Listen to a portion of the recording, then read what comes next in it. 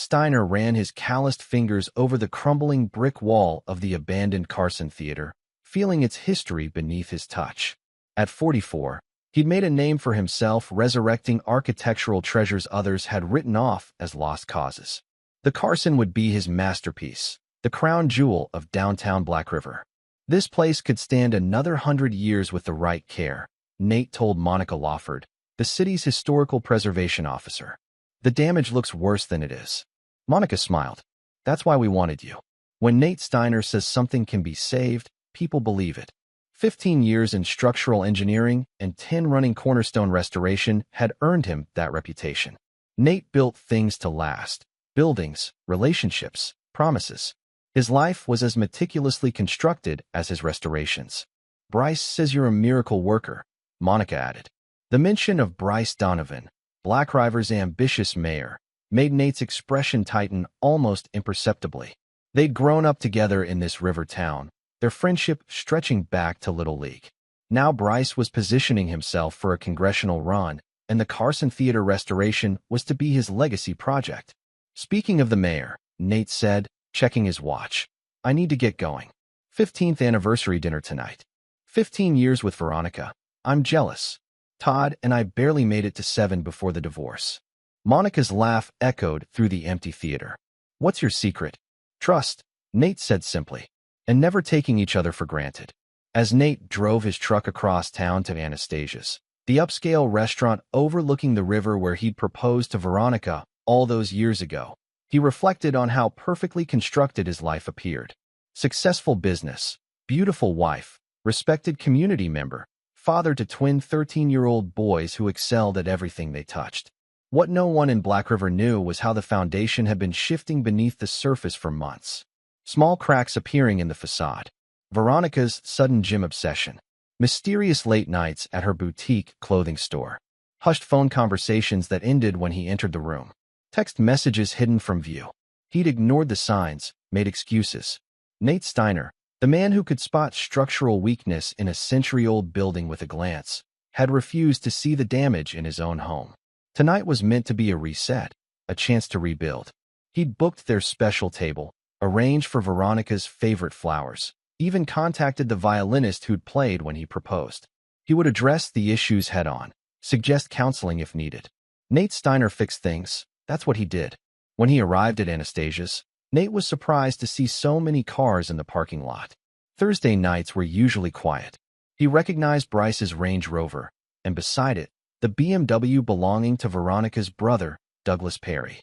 Inside, the hostess seemed flustered when she saw him. Mr. Steiner, you're here. Reservation for 2 at 7, he confirmed. Her eyes darted toward the private dining room. But your wife? She's all ready. That's when Nate heard the laughter and conversation from behind the partially closed doors of the River Room, the restaurant's exclusive private dining space. He recognized Veronica's laugh instantly. Is my wife in there? He asked, already moving toward the sound. Sir, I think there's been a misunderstanding.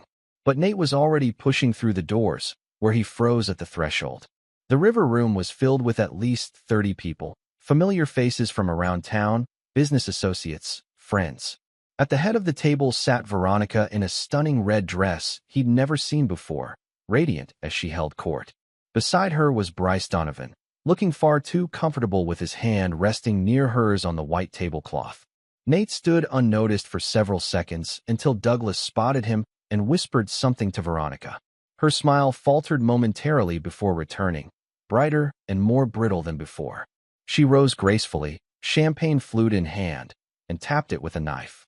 The room fell silent. Since everyone is here now, she said, her eyes avoiding Nate's, I'd like to make an announcement. Many of you know that Anastasia's holds a special place in my heart. It's where Nathaniel proposed 15 years ago. Murmurs and smiles rippled through the crowd. But tonight, Veronica continued, her voice strengthening. I'm also celebrating my divorce from my loser husband today. The room erupted in gasps and uncomfortable laughter. Nate felt as though the floor had collapsed beneath him, a sensation he'd experienced once during a renovation when a support beam gave way unexpectedly. What are you talking about? He demanded, stepping forward, his voice cutting through the chaos. All eyes turned to him. expressions ranging from pity to amusement. Douglas materialized beside him, grabbing his shoulder with surprising strength. "Sit down and stop embarrassing her," he hissed in Nate's ear. When Nate tried to shake him off, Douglas shoved him hard. Nate stumbled backward, colliding with a waiter carrying Anastasia's famous flaming saganaki dishes. The collision sent the waiter sprawling, and the fiery dishes showered Nate with burning cheese and alcohol. His jacket caught fire. Someone screamed. The room spun as Nate tried to extinguish the flames engulfing his sleeve. Then came blinding pain as his head struck the corner of a serving table. When Nate regained consciousness moments later, the room had gone deathly quiet. Everyone stared at something behind him, expressions of horror frozen on their faces. Nate turned slowly, still dazed, to see what had captured their attention. Mounted on the wall behind him was a large, ornate mirror, one he'd personally salvaged from the Carson Theater and gifted to Anastasia's years ago. In its reflection, he could see the entire room, and the truth that had been hiding in plain sight. In the mirror's unforgiving clarity, he saw Bryce's hand, now openly holding Veronica's. He saw Douglas's smug satisfaction.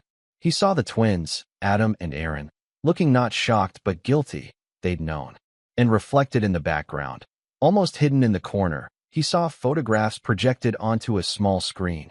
Intimate images of Veronica and Bryce together, clearly dating back months. This wasn't a spontaneous announcement. This was a calculated humiliation. As Nate met his own eyes in the mirror, seeing the burns on his face, the betrayal in his expression, something within him hardened. The last support beam cracked. The structure of his life collapsed completely. But in that moment of total destruction, Nate Steiner made a silent promise to himself. He would rebuild. Not the life he had lost, but something new, something made from the ruins. And those who had orchestrated his downfall would discover that the man who understood structural weakness better than anyone knew exactly where to apply pressure until everything came crashing down. Chapter 2. Demolition. The emergency room doctor called it second-degree burns and a minor concussion. Nate called it the beginning of his education. "You're lucky," Dr. Simone Wright told him, applying ointment to the angry red patches on his face and arm. "Another few seconds, and we'd be talking skin grafts." Lucky wasn't the word Nate would have chosen. Sitting alone in the treatment room at Black River Memorial, he replayed the scene at Anastasia's like an architect studying a failed structure. Identifying points of failure, cataloging weaknesses. "Need me to call someone for you?" Dr. Wright asked. "No," Nate said, his voice devoid of emotion. "There's no one." When his phone vibrated with a text from Veronica, "We need to talk." Coming to the hospital, Nate powered it off without responding. Instead, he made a different call. "Tony? It's Nate. I need access to the Carson after hours. And I need it off the books." Tony Valdez had been Nate's right-hand man at Cornerstone for 8 years. Ex-military with a talent for security systems and discretion, Tony asked no questions. Tonight, Nate confirmed. By the time Nate checked himself out of the hospital against medical advice, the story had already spread through Black River like wildfire. His phone contained 27 messages from employees, friends, even Monica Lawford expressing shock and sympathy. None from his sons. The Carson Theater stood dark and silent when Nate arrived shortly before midnight. Tony waited by the side entrance, concern evident in his face when he saw Nate's injuries. "Boss, what the hell happened?" "Structural failure," Nate replied, moving past him into the building. "I need the blueprint room operational." The historical theater's basement had been converted years ago into a storage space for Cornerstone's most sensitive documents and materials. Within 30 minutes, Tony had the generators running, lights on, and the advanced security system operational. "Need anything else?" Tony asked. "Privacy. And your word this stays between us." Tony nodded. "You know you've got it. But Nate, whatever this is, don't do anything stupid." After Tony left, Nate spent hours setting up what would become his command center. On one wall, he created a diagram of connections, strings linking photographs of Veronica, Bryce, Douglas, and others present at Anastasia's. On another wall, he hung the blueprints for every significant building his company had worked on in Black River, including Bryce's lakefront mansion and the boutique Veronica co-owned with Douglas.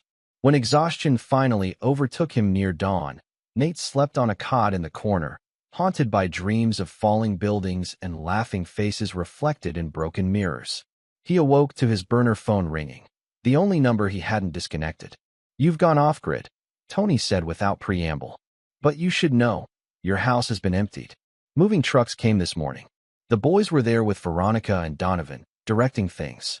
Nate absorbed this information with detached analysis. Were they removing my things or theirs? Everything except your personal office was cleared out. And Nate, Douglas Perry filed assault charges against you for the restaurant incident. There's a temporary restraining order preventing you from contacting Veronica or the boys. On what grounds?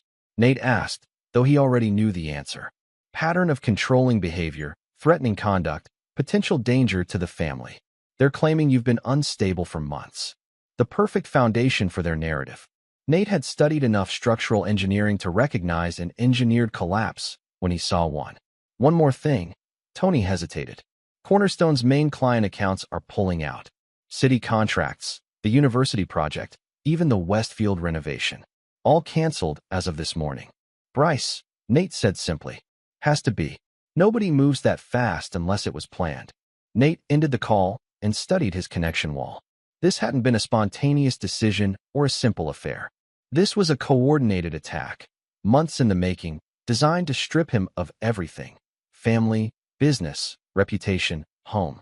The question was why, and who else was involved? When Nate finally emerged from the Carson Theater that evening, he was a different man than the one who had entered. The burns on his face were beginning to blister, but he made no attempt to conceal them. Let them be visible. Let them be his reminder.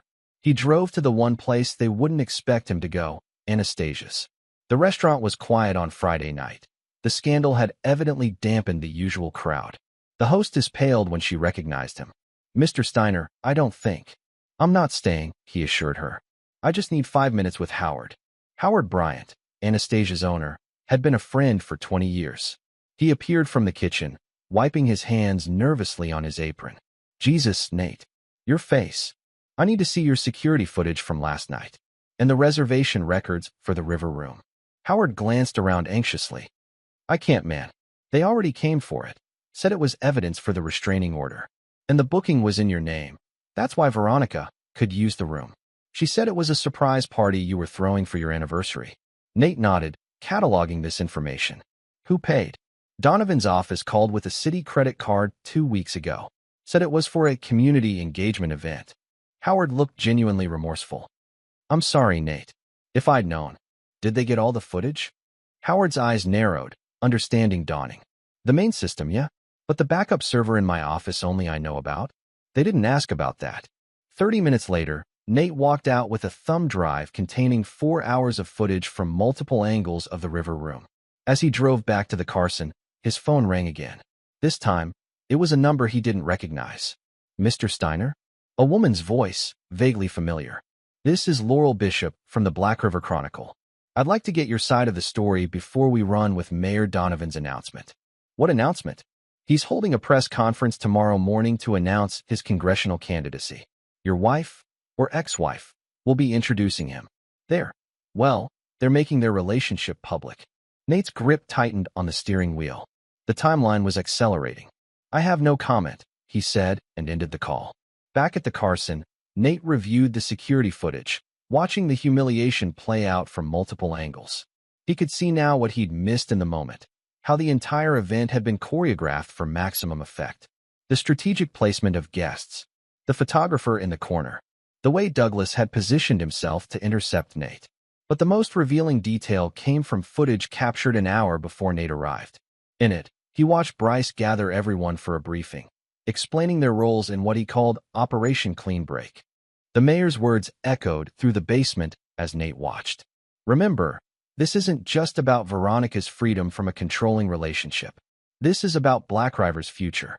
Nathaniel Steiner has held this town back long enough with his obsession with the past.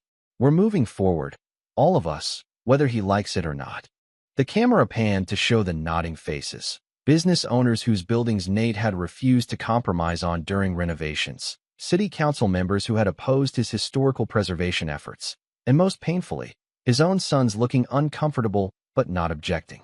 As the footage continued, Nate watched Bryce pull out a large document. Once he's discredited, Cornerstone will be finished.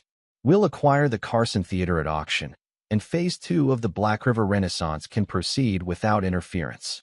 Nate froze the footage and zoomed in on the document in Bryce's hand. It was labeled Project Waterfront, a development plan he'd never seen before. One that, judging by the visible architectural renderings, would demolish most of downtown Black River's historical district, including the Carson Theater. The pieces locked into place. This wasn't just about Veronica and Bryce's affair. This was about eliminating the one person who could credibly stand in the way of their development plans. Nate Steiner, with his reputation for historical preservation and his influence over the city's architectural review board, was the obstacle they needed to remove. They had engineered his collapse as precisely as a controlled demolition. Nate switched off the monitor and sat in the darkness of the theater basement, feeling a cold clarity settle over him.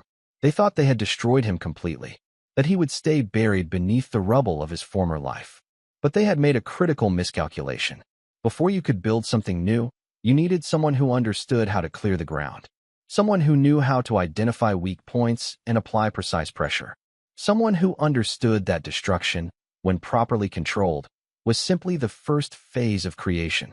Nate Steiner was, after all, a restoration expert, and his own restoration would begin with the systematic dismantling of everything Bryce Donovan and his conspirators had built. Chapter 3. Excavation. For 3 days, Nate Steiner disappeared from Black River entirely. No credit card transactions, no phone calls, no sightings.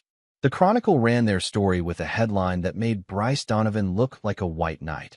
Mayor announces congressional run, supports local businesswoman breaking free from troubled marriage. An accompanying photograph showed Veronica beaming beside Bryce on the steps of City Hall, Douglas standing proudly behind them. The twins were absent from the photo, but mentioned in the article as adjusting well to their new living arrangements in the mayor's lakefront estate. What no one in Black River knew was that Nate had driven 6 hours to meet with an old client in Chicago, Baldwin Reynolds, a tech magnate whose historical mansion Nate had painstakingly restored 3 years earlier. "I told you that you'd saved my family legacy," Baldwin reminded him as they sat in his private study. "I meant it then, and I mean it now. Whatever you need." Information, Nate said simply, and discretion. By the time Nate returned to Black River, he carried with him 3 things: a cashier's check for $2 million, Baldwin's investment in whatever Nate was planning, a comprehensive dossier on Bryce Donovan's financial activities compiled by Baldwin's private intelligence team, and most importantly, certainty about what he needed to do next. While Nate had been away, the city had moved quickly. Cornerstone Restoration's assets were frozen due to tax irregularities suddenly discovered by the city comptroller's office. The Carson Theater renovation was officially canceled, with the building scheduled for an expedited structural review that would inevitably find it unsalvageable. Nate's first stop upon returning was not the theater, but a modest ranch house on the outskirts of town. The woman who answered the door recognized him immediately despite his now bandaged burns. "Mr. Steiner," she said cautiously. "Ms. Winters," he replied. "I believe you handle specialized risk assessment these days." Sophia Winters, former military intelligence analyst, now an independent security consultant, ushered him inside without another word. "Everybody in town's talking about you," she said once they were seated in her sparse living room. "Half say you fled the country. The other half think you're planning to burn the mayor's house down. What do you think?" Nate asked. Sophia studied him with the clinical detachment that had made her legendary during her service. "I think you're playing a longer game. But I'm curious why you're here. We haven't spoken since I did that background check on Tony 5 years ago. I need your particular expertise," Nate said, placing a flash drive on the table. "Project Waterfront. Donovan's planning to redevelop the entire historical district, but the investment structure is complex." Sophia picked up the drive. "Complex meaning illegal? That's what I need to know. And I need to know who else is involved." She considered this. "The mayor's made some powerful friends since taking office. Whatever you're planning, you're outgunned." "I'm not planning a war," Nate said. "I'm planning a controlled demolition." Sophia's expression remained impassive, but her eyes glinted with interest. "My fee is steep these days. I'm good for it. And if I find something actionable, then you'll be compensated accordingly for any additional services." As Nate left Sophia's house, he felt the first piece of his plan slide into place. The second required a different approach. The Black River Herald building stood as one of the few modernist structures Nate had ever praised, a clean-line 1960s monument to local journalism. Inside, he bypassed the reception desk and headed straight for a particular office. "Laurel Bishop," he said, knocking on the open door where a young reporter sat surrounded by stacks of documents. She looked up, surprise evident on her face. "Mr. Steiner, I wasn't expecting your face." "Healing," he said dismissively. "You wanted my side of the story. I'm ready to give it to you." For the next hour, Nate provided Laurel with a carefully curated narrative, one that acknowledged his shock and hurt at Veronica's announcement, but focused primarily on his concerns about Project Waterfront. "I've obtained preliminary plans that suggest Mayor Donovan intends to demolish over 30 historical buildings, including the Carson Theater," he explained, sliding copies across her desk. "What interests me is not the development itself, but the fact that it was never mentioned during his campaign or discussed in any public forum." Laurel's journalistic instincts visibly engaged. "Where did you get these?" "Let's just say not everyone in the mayor's circle agrees with his methods." It wasn't the scandal she'd hoped for, but it was potentially bigger. "Why bring this to me?" "The Chronicle has more resources." "Because the Chronicle's publisher, Martin Dixon, is listed as a primary investor in Project Waterfront," Nate said, pointing to a name on one of the documents. "You, on the other hand, have a reputation for integrity and for not backing down." Laurel studied the documents, her expression hardening. "They're going to say you're doing this out of revenge, that you're bitter about your wife." "Ex-wife," Nate corrected mildly. "And they can say whatever they want. The documents speak for themselves." After leaving the Herald, Nate made 2 more stops. The first was to a storage facility on the edge of town, where he retrieved items he'd been quietly storing over the past 6 months, since he'd first noticed Veronica's changed behavior. The second was to a small law office where he met with Patricia Delgado, a formidable attorney known for her scorched-earth approach to divorce proceedings. "You're late to the party," Patricia told him bluntly after reviewing his case. "They've already filed, taken control of most assets, and positioned you as unstable. The restraining order complicates things further." "I'm not interested in fighting the divorce," Nate clarified. "I'm interested in establishing a clear record of premeditation and conspiracy that I can use in other arenas." Patricia's eyebrows rose. "That's not the usual approach. I'm not your usual client." By the time Nate returned to the Carson Theater that night, his phone was buzzing constantly. Laurel Bishop had wasted no time in publishing her first piece about Project Waterfront, sending shockwaves through Black River's preservation-minded community. Tony met him at the side entrance, expression grim. "They've scheduled the structural review for tomorrow morning. City engineers are coming to condemn the place." "Right on schedule," Nate said calmly. "Boss, we need to clear out of here. Once they condemn it." "They won't," Nate interrupted. "Because you and I are going to work all night." "To do what?" Nate handed Tony a set of plans, not blueprints for the Carson, but for a different kind of construction altogether. "We're going to rig the inspection." Throughout that long night, Nate and Tony executed a masterful deception. They installed camouflage structural supports in critical areas, applied custom-mixed compounds to make sound masonry appear crumbling, and positioned small devices at key stress points that would provide false readings to testing equipment. "This is insane," Tony muttered as they worked. "Even if it fools the inspectors tomorrow, they'll eventually figure it out." "We don't need eventually," Nate replied. "We just need enough time." As dawn broke, they made one final adjustment, replacing the standard locks on the theater with custom biometric systems disguised as original hardware. "From this moment forward," Nate told Tony, "nobody enters this building without my knowledge. Not the mayor, not the city engineers, nobody." The 2 men stood in the theater's grand lobby, surrounded by peeling gilt paint and faded murals. To the untrained eye, it looked like a building on the verge of collapse. Only Nate and Tony knew the truth. Beneath the carefully crafted appearance of decay lay a structure as solid as the day it was built. "What now?" Tony asked. Nate checked his watch. "Now we wait for the inspection team. And then we start building." "Building what?" "The framework for Bryce Donovan's downfall." As the first rays of sunlight filtered through the theater's arched windows, Nate walked to the center of the lobby where a massive chandelier hung. He pulled a cord, sending the dust covers fluttering to the floor and revealing the restored fixture in all its crystal glory, one small piece of the theater already secretly brought back to life. People mistake restoration for simple repair, Nate said, almost to himself, as the crystal caught the light. But true restoration isn't about returning something to what it was. It's about making it strong enough to endure whatever comes next. He turned to Tony, his burned face illuminated by the refracted light. They think they've torn my life down to the foundation. Now I get to show them what a master builder can create from the ruins. Chapter 4, Framework. The city's structural inspection team arrived precisely at 9 a.m., led by Walter Grimes. A civil engineer Nate had once fired from Cornerstone for cutting corners. Following close behind was Monica Lawford, looking distinctly uncomfortable about the whole proceeding. Nathaniel, she greeted him warily, eyeing his facial burns. I didn't expect you to be here. It's still my project until officially terminated, Nate replied pleasantly. I'm simply observing. Walter didn't bother with pleasantries. We've been authorized to conduct a comprehensive structural assessment focused on load-bearing capacity and foundational integrity. By all means, Nate gestured toward the interior. Though I should warn you, the south corridor is particularly unstable. I wouldn't recommend using any vibration-based testing equipment there. For the next 3 hours, Nate watched Walter and his team move through the theater, their testing equipment registering exactly the readings Nate had engineered overnight.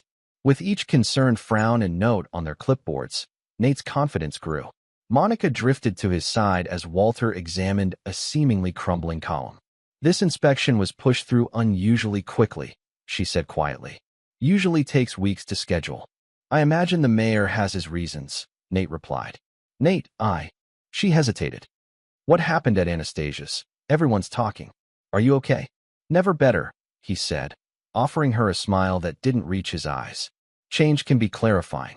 By noon, Walter had assembled his team in the lobby, their expressions grave. Preliminary findings indicate critical structural failures in multiple support systems, he announced, not bothering to hide his satisfaction. I'll be recommending immediate condemnation and expedited demolition approval. That seems premature, Nate said mildly.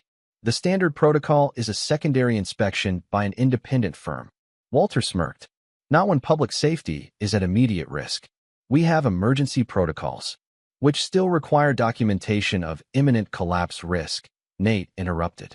Documentation you don't have, because despite your theatrics, your own data doesn't support that conclusion. Walter flushed. My report will be scrutinized by not only the Historical Society, but also the State Preservation Board, who I contacted yesterday, Nate continued. They're sending their own team next week. Until then, nothing happens to this building. Monica stepped forward. He's right, Walter.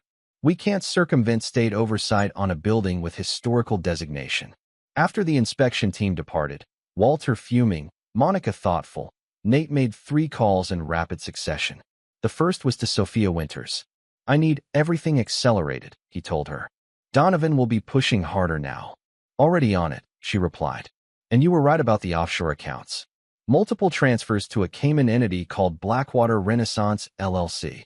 The money trail leads to some interesting places. Document everything. And initiate Phase 2. His second call was to Baldwin Reynolds in Chicago. The funds have been transferred as requested, Baldwin informed him. Untraceable, as promised. Are you sure about this investment strategy? It's unorthodox. Trust me, Nate said. By this time next month, those properties will be worth triple what we're paying. The third call went to Patricia Delgado. I filed the countersuit as instructed, she told him. Alienation of affection, conspiracy to defraud, intentional infliction of emotional distress. They're laughable claims given the restraining order, but they'll force discovery proceedings. Perfect, Nate said. And the other matter? Your associates will have full access to the proceedings. Nothing said in that courtroom will remain private for long. With the day's business concluded, Nate retreated to the theater basement, where he reviewed the growing wall of information. Photographs and documents now connected Bryce not just to Veronica, but to a complex web of investors, shell companies, and suspicious transactions. At the center of it all was Project Waterfront, a development scheme that would transform Black River's historical downtown into a high-end commercial district, making millions for those involved. The plan required destroying decades of preservation work and eliminating Nate Steiner. A knock at the basement door interrupted his analysis. Tony entered, followed by a man Nate hadn't seen in years, Bernard Levine, his former architectural mentor and the state's leading expert on historical structures. "Your message said it was urgent," Bernard said, embracing Nate briefly before stepping back to examine his burns. "My God, son, what have they done to you?" "Nothing compared to what they plan to do to this town," Nate replied, guiding Bernard to his evidence wall. "I need your expertise, Bernie, and your reputation." For the next hour, Nate outlined what he'd discovered about Project Waterfront, explaining how Bryce and his investors planned to systematically dismantle Black River's architectural heritage for profit. "They've already purchased options on 15 key properties," Nate explained, indicating points on a map. "Once they condemn the Carson, it triggers a domino effect. Property values plummet, historical designations get reconsidered, zoning exceptions become possible." Bernard studied the documents with growing alarm. "This would destroy everything we've fought for. But what can I do? I'm just an old academic." "You're the most respected architectural conservationist in the state," Nate corrected. "When you speak, preservation boards listen. I need you to challenge Walter's inspection report, publicly and definitively. And if I do, then you become the first line of defense while I build the rest of the structure." Bernard's eyes narrowed. "You're planning something more than just saving these buildings." "I'm planning exactly what I've always done," Nate said, his scarred face impassive. "I'm restoring what matters." The following morning, Nate implemented the next phase of his plan. At precisely 10 a.m., as Bryce Donovan was giving a campaign interview on the steps of City Hall, process servers delivered legal documents to 17 different recipients throughout Black River, including Bryce, Veronica, Douglas, Walter Grimes, and several city council members. By noon, Bryce's campaign manager was frantically calling an emergency meeting. By 2, the Chronicle was running the headline: "Steiner files massive lawsuit alleging corruption in waterfront development project." The article, written by Martin Dixon himself, portrayed Nate as a desperate, vindictive ex-husband lashing out after a humiliating public divorce. It was exactly the response Nate had anticipated. What the article didn't mention, because Dixon didn't yet know, was that while his attention was focused on the lawsuit, a separate team of accountants hired by Baldwin Reynolds was quietly acquiring controlling interests in the Chronicle's parent company through a series of proxy purchases. That evening, as Black River buzzed with the latest developments, Nate made his first public appearance since the restaurant incident. He arrived at the Black River Historical Society's monthly meeting, where Bernard Levine was scheduled to give an emergency presentation on the Carson Theater. The room fell silent as Nate entered, his burned face drawing shocked stares. He took a seat at the back, acknowledging the few supportive nods with a slight inclination of his head. Bernard's presentation was masterful, a systematic dismantling of Walter's inspection report, supported by historical data, engineering principles, and comparative analyses from similar structures around the country. "In my 50 years of architectural evaluation," Bernard concluded, "I have never seen a more blatant attempt to condemn a sound structure through manipulated data. The Carson Theater is not only salvageable, it is a treasure that deserves our protection." When the floor opened for questions, Monica Lawford was the first to speak. "The city's inspection was conducted according to protocol. Are you suggesting our engineers falsified their report?" "I'm suggesting," Bernard replied carefully, "that pressure was applied to reach a predetermined conclusion. Whether that pressure was political or financial is not for me to say." The meeting erupted into heated debate. Through it all, Nate remained silent, observing the fault lines forming exactly as he'd predicted. People who had initially sided with Bryce were now questioning the mayor's rush to demolition. Others who had dismissed Nate's lawsuit were reconsidering in light of Bernard's expertise. As the meeting concluded, Nate slipped out before anyone could engage him directly. In the parking lot, he found a figure waiting beside his truck, Douglas Perry, Veronica's brother. "You think you're so fucking clever," Douglas snarled, alcohol evident on his breath. "Filing lawsuits, sending your academic friends to make speeches. None of it matters. You've already lost." Nate regarded him coolly. "If that were true, you wouldn't be here. Bryce wants to negotiate. End this quietly. I'm sure he does. Douglas stepped closer, lowering his voice. Look, it wasn't personal. Veronica was unhappy for years. You were just collateral damage in a bigger play. And what about my sons? Nate asked, his voice betraying emotion for the first time. Were they collateral damage too? Douglas had the decency to look uncomfortable. The twins are fine. They're adjusting. To their mother's affair with the mayor? To watching their father being publicly humiliated? To participating in the destruction of everything I built. They're teenagers, Nate. Bryce offered them things you couldn't, connections, opportunities. They made their choice. Nate absorbed this blow without flinching. We all make choices, Douglas. Tell Bryce I'm not interested in negotiating. And tell my sons. He paused.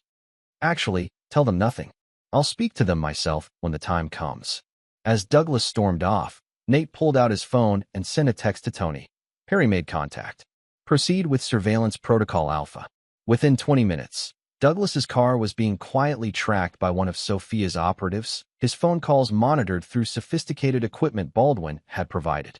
Back at the Carson, Nate added Douglas's name to a growing list on his planning board. Individuals who would soon discover the consequences of their choices. That night, as Nate worked alone in the theater basement, his phone chimed with an alert from Laurel Bishop. Chronicle running hit piece tomorrow attacking Bernard's credibility. Source says Donovan personally pressured Dixon. Nate smiled grimly. Each reaction from his opponents revealed more of their strategy, their weaknesses, their pressure points. Like stress testing a structure, he was identifying where and how they would fail. Sir, Tony's voice came through the intercom system. You should come upstairs. There's someone here to see you. In the theater lobby, illuminated only by emergency lights, stood Adam and Aaron, his 13-year-old sons. They looked simultaneously older and younger than when he'd last seen them a week earlier at Anastasia's. Dad, Adam said uncertainly. Your face. Nate remained where he was, separated from them by the expanse of the lobby. How did you get here? We slipped out, Aaron explained. Mom and Bryce are at some campaign dinner. Does anyone know you're here? The boys exchanged glances. No, Adam said. We took the bus. Nate studied them. These children who had watched his humiliation without intervening, who had chosen Bryce's mansion over their father. Why have you come? Aaron stepped forward. Douglas said you were going to destroy everything, that you were going crazy with revenge. And you believed him? The boys shifted uncomfortably. We don't know what to believe anymore, Adam admitted. Mom says you were controlling and obsessed with your work. Bryce says you held the town back for years. And what do you think? Nate asked quietly. We think. Aaron hesitated. We think there's more to the story. We found something at Bryce's house. In his office. From his backpack, Aaron withdrew a folder labeled Steiner Contingency. Inside were documents dated months before the Anastasia's incident. Detailed plans for the systematic dismantling of Nate's reputation, business, and family connections. They've been planning this for almost a year, Adam said, his voice breaking. Mom's signature is on some of these papers. Nate felt a complex surge of emotions, vindication, rage, heartbreak for his son's lost innocence. But he kept his expression neutral as he reviewed the documents. Why are you showing me this? Because it's wrong, Aaron said simply. What they did to you. What they made us part of. Nate looked at his sons, really looked at them, and saw confusion and guilt warring in their expressions. They were children caught in an adult conspiracy, manipulated by those they trusted. I can't take these documents, he said finally, returning the folder. That would be stealing. And I won't ask you to spy on your mother or Bryce. The boys' faces fell. What I will ask, Nate continued, is that you keep your eyes open. Form your own conclusions. And most importantly, stay safe. Are you really going to destroy Bryce? Adam asked. I'm going to restore the truth, Nate replied. Whatever that requires. After arranging for Tony to drive the boys back to a location near Bryce's estate, Nate returned to his work with renewed purpose.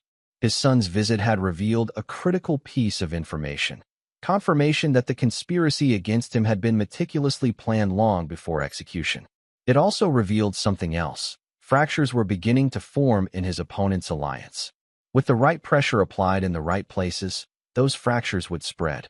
By dawn, Nate had revised his strategy, incorporating this new information. The framework of his plan was now complete, a complex structure of legal challenges, financial maneuvers, strategic revelations, and psychological pressure. Like any master builder, Nate understood that a structure was only as strong as its foundation. Bryce Donovan had built his plans on deception, manipulation, and betrayal. Nate was building his on truth. And truth, properly supported, could bear any weight. Chapter 5. Reinforcement.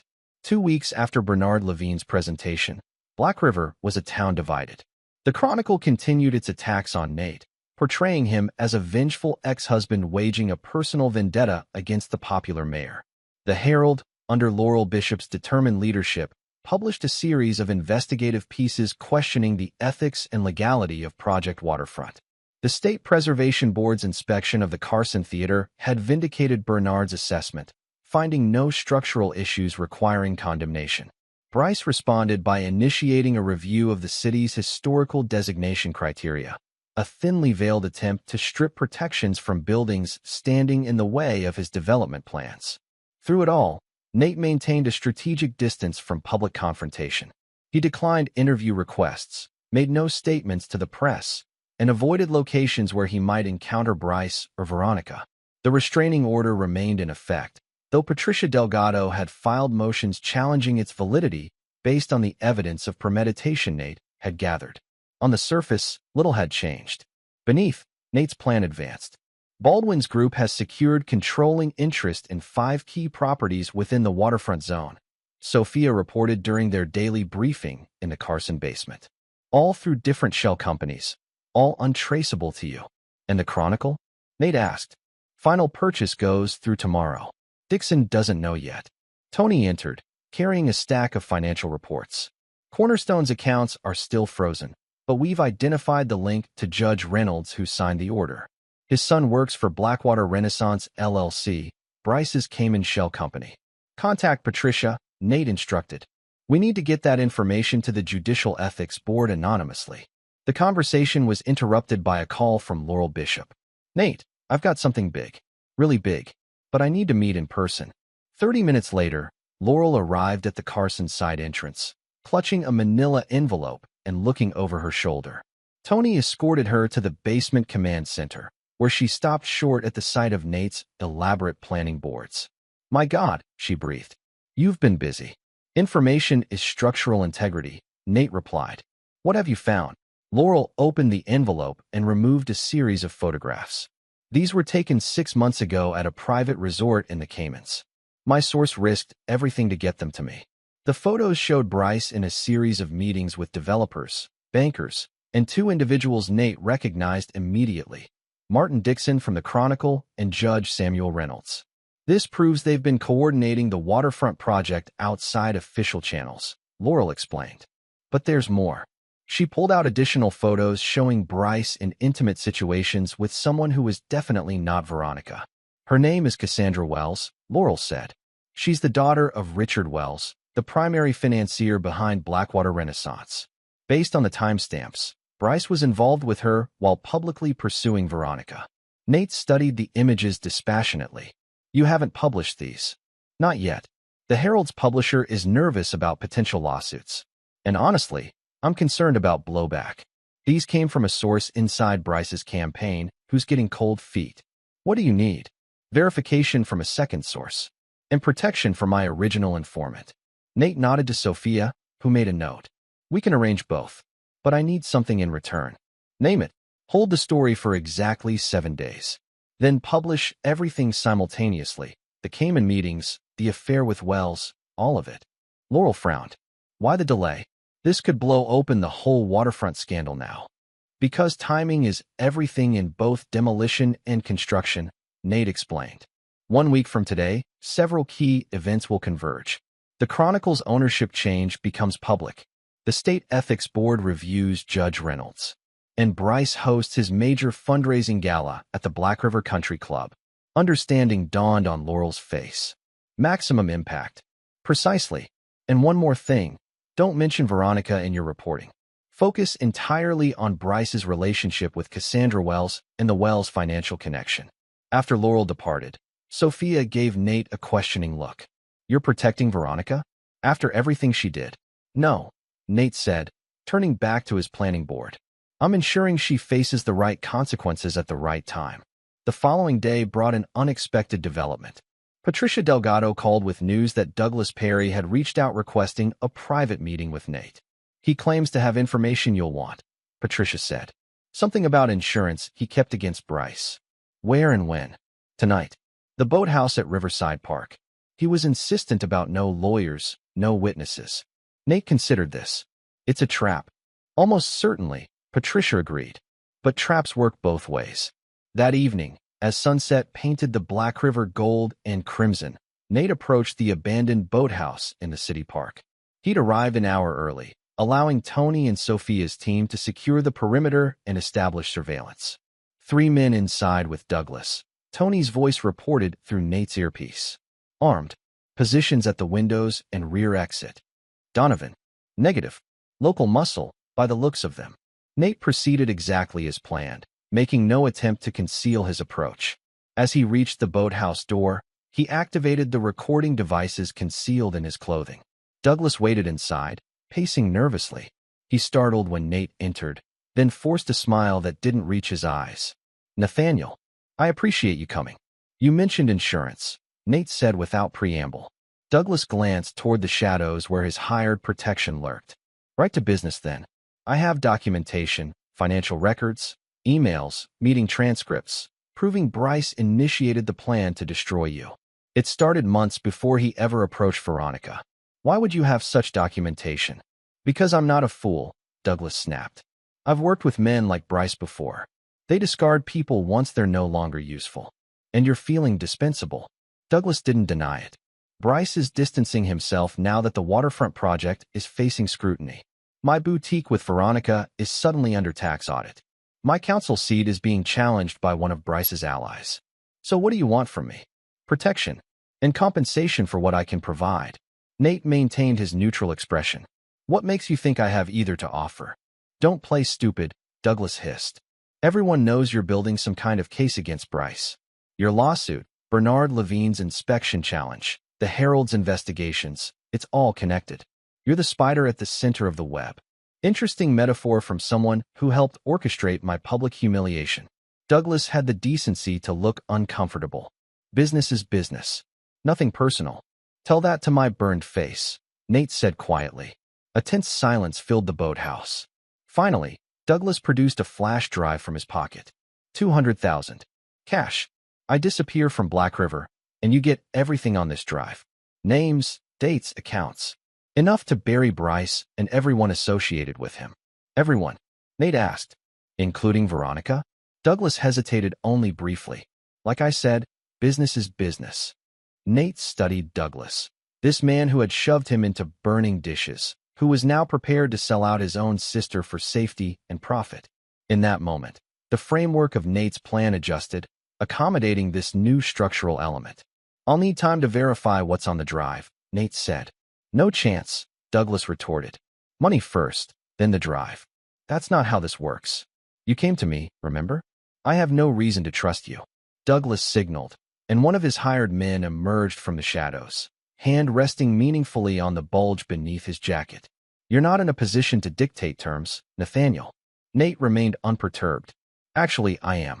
Because at this moment, this entire conversation is being transmitted to both my attorney and a private security team surrounding this building. Your hired help are already covered by precision rifles. On cue, red laser dots appeared on the chest of Douglas's visible bodyguard, who froze in alarm. Additionally, Nate continued calmly, the state police are waiting for my signal to move in. The only reason they haven't is because I convinced them to let me attempt a peaceful resolution. Douglas paled. You're bluffing.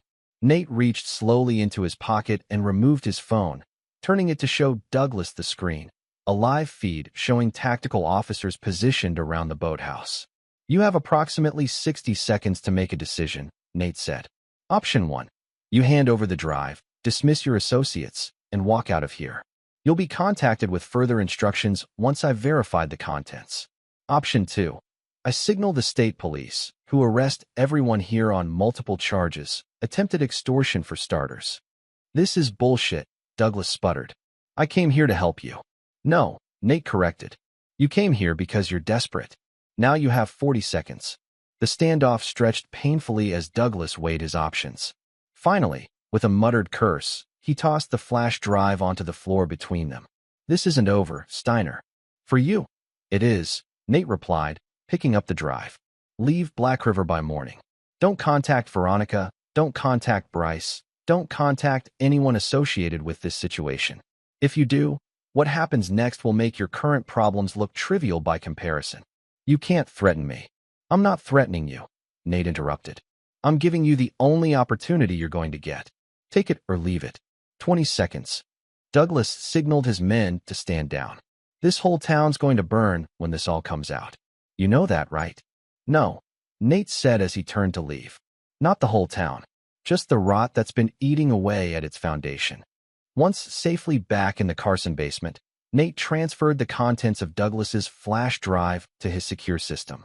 As promised, it contained a treasure trove of information. Financial records showing kickbacks to city officials, emails discussing how to systematically undermine Nate's business and reputation, and most damning of all, recordings of meetings where Bryce explicitly outlined the plan to use Veronica to destroy Nate personally while clearing the way for Project Waterfront.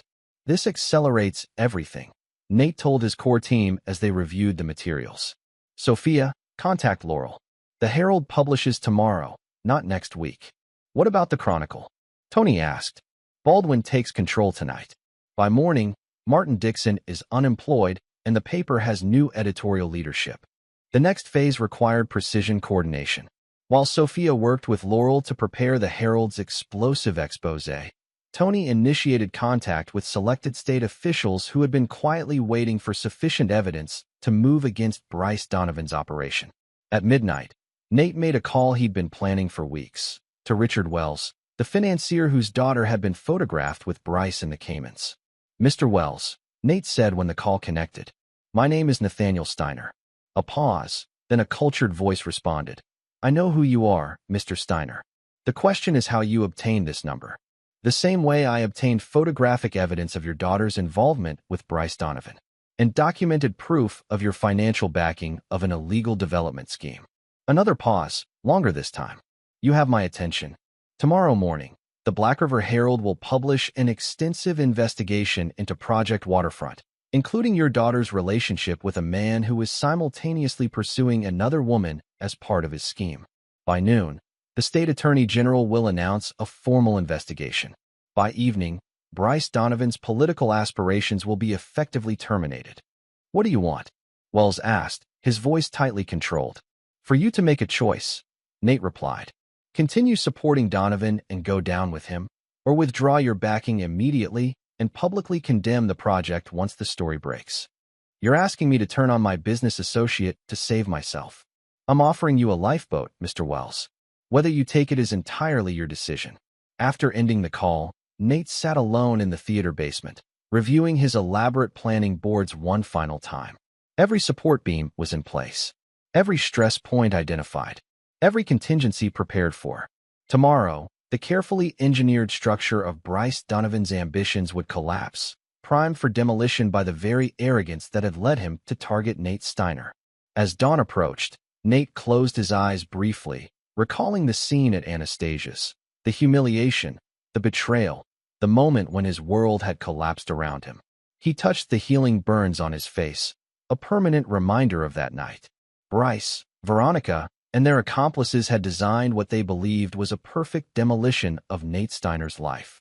What they failed to understand was that they weren't dealing with an ordinary man, but with someone who had spent his life studying how things break, and how they can be rebuilt stronger than before.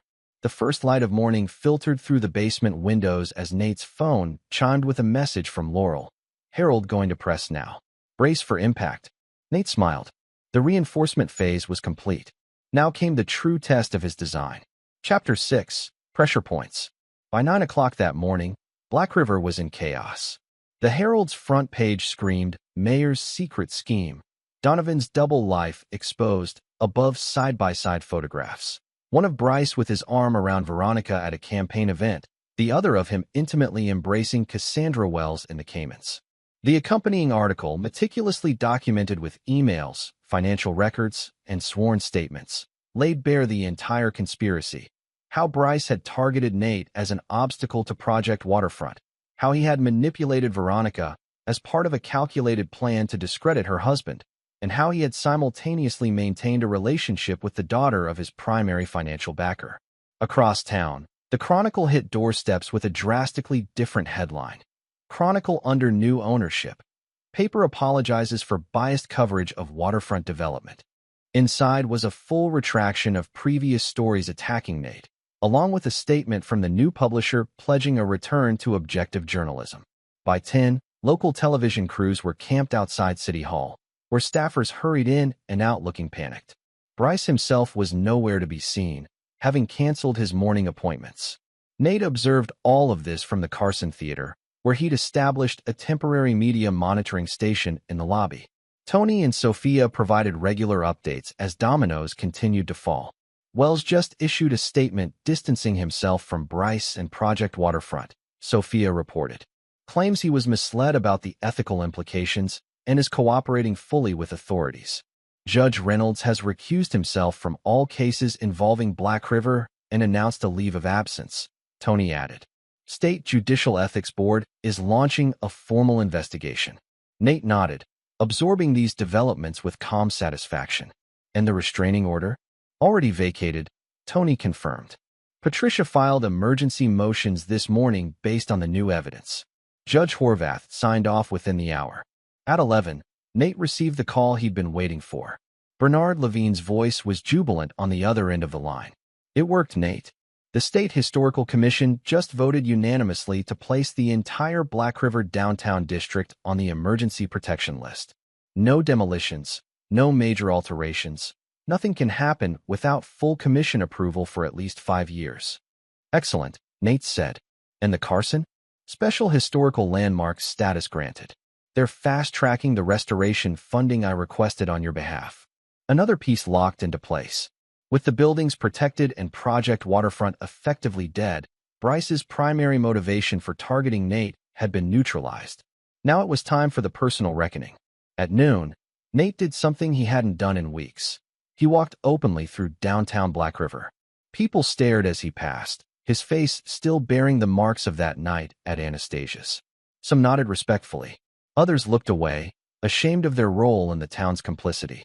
His destination was Veronica's boutique, Verity. For the first time since the restraining order had been issued, he could legally enter.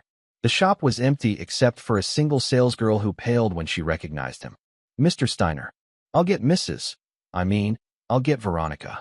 Moments later, Veronica emerged from the back office, her composed expression cracking slightly at the sight of her ex-husband's scarred face. Nathaniel, she said stiffly, I assume you've come to gloat. Actually, he replied, I've come to inform you that Douglas has fled town after attempting to sell information about you and Bryce to both me and the authorities. He won't be in contact again. Veronica's perfect facade slipped further. Douglas betrayed me? Just as you betrayed me, Nate said without emotion. It seems to run in the family. She gestured toward a private consultation area.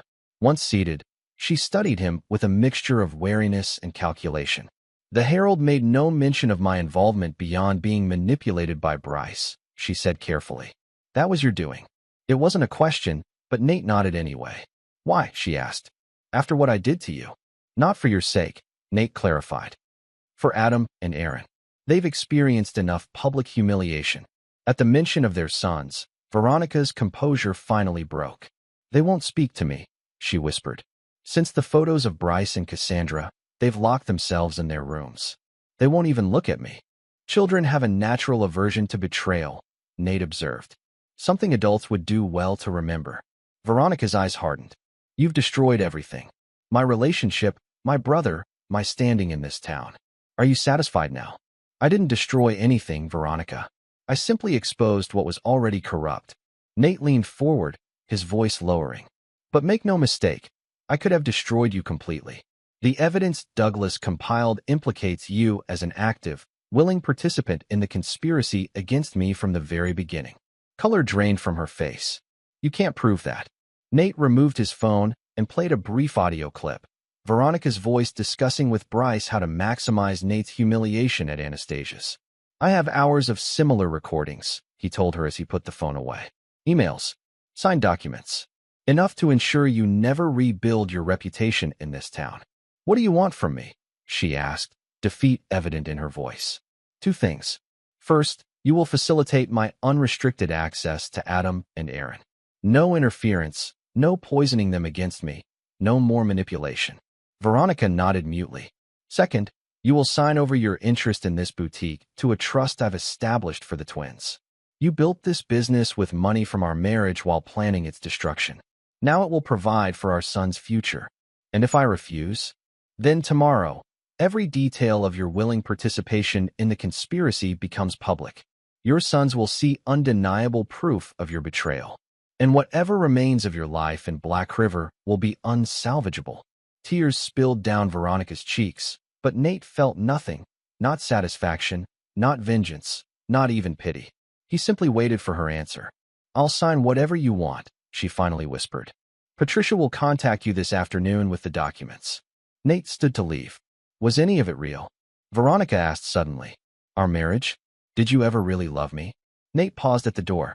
I built my life around you, Veronica.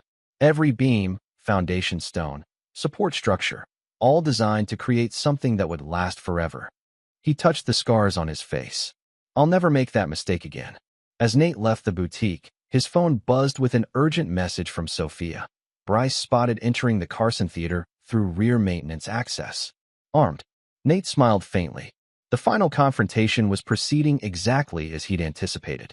The theater was silent as Nate entered through the main doors, moving quietly through the shadowy lobby toward the auditorium.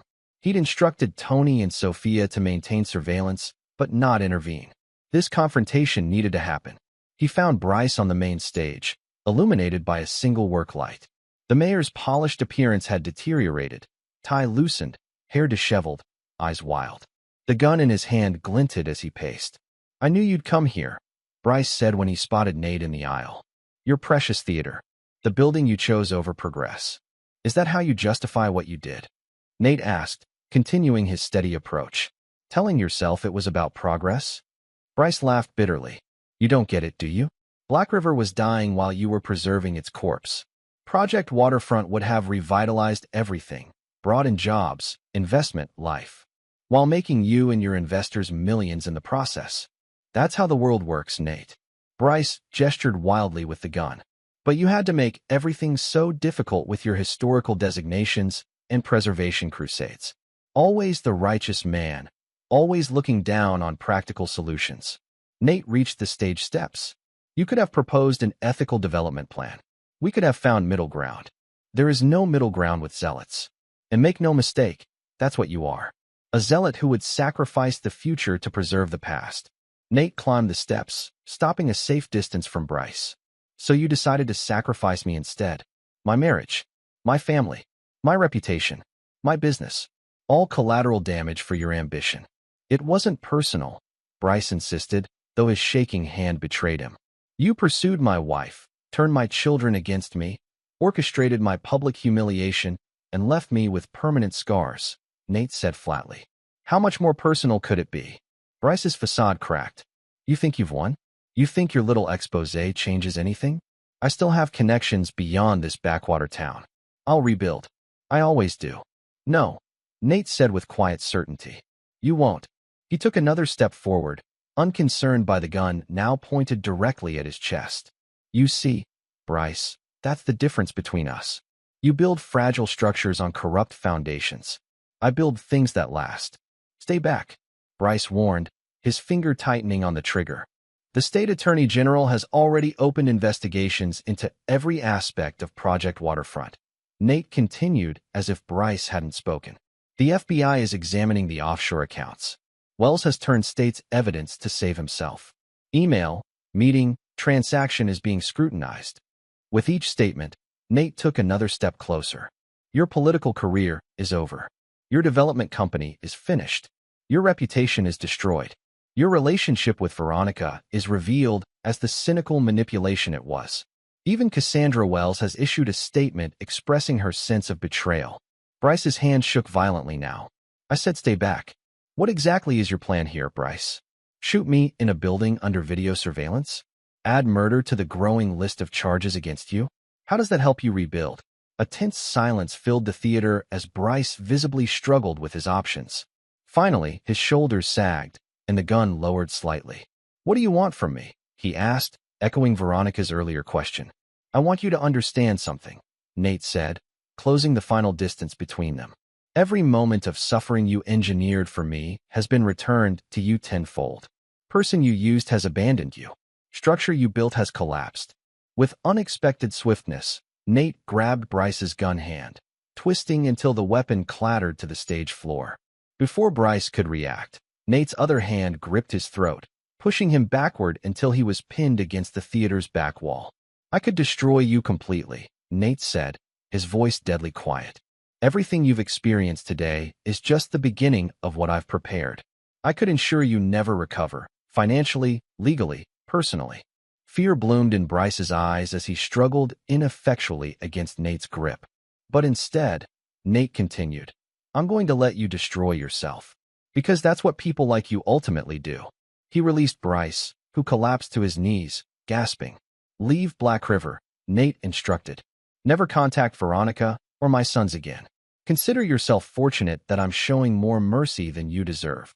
As Nate turned to leave, Bryce lunged for the dropped gun.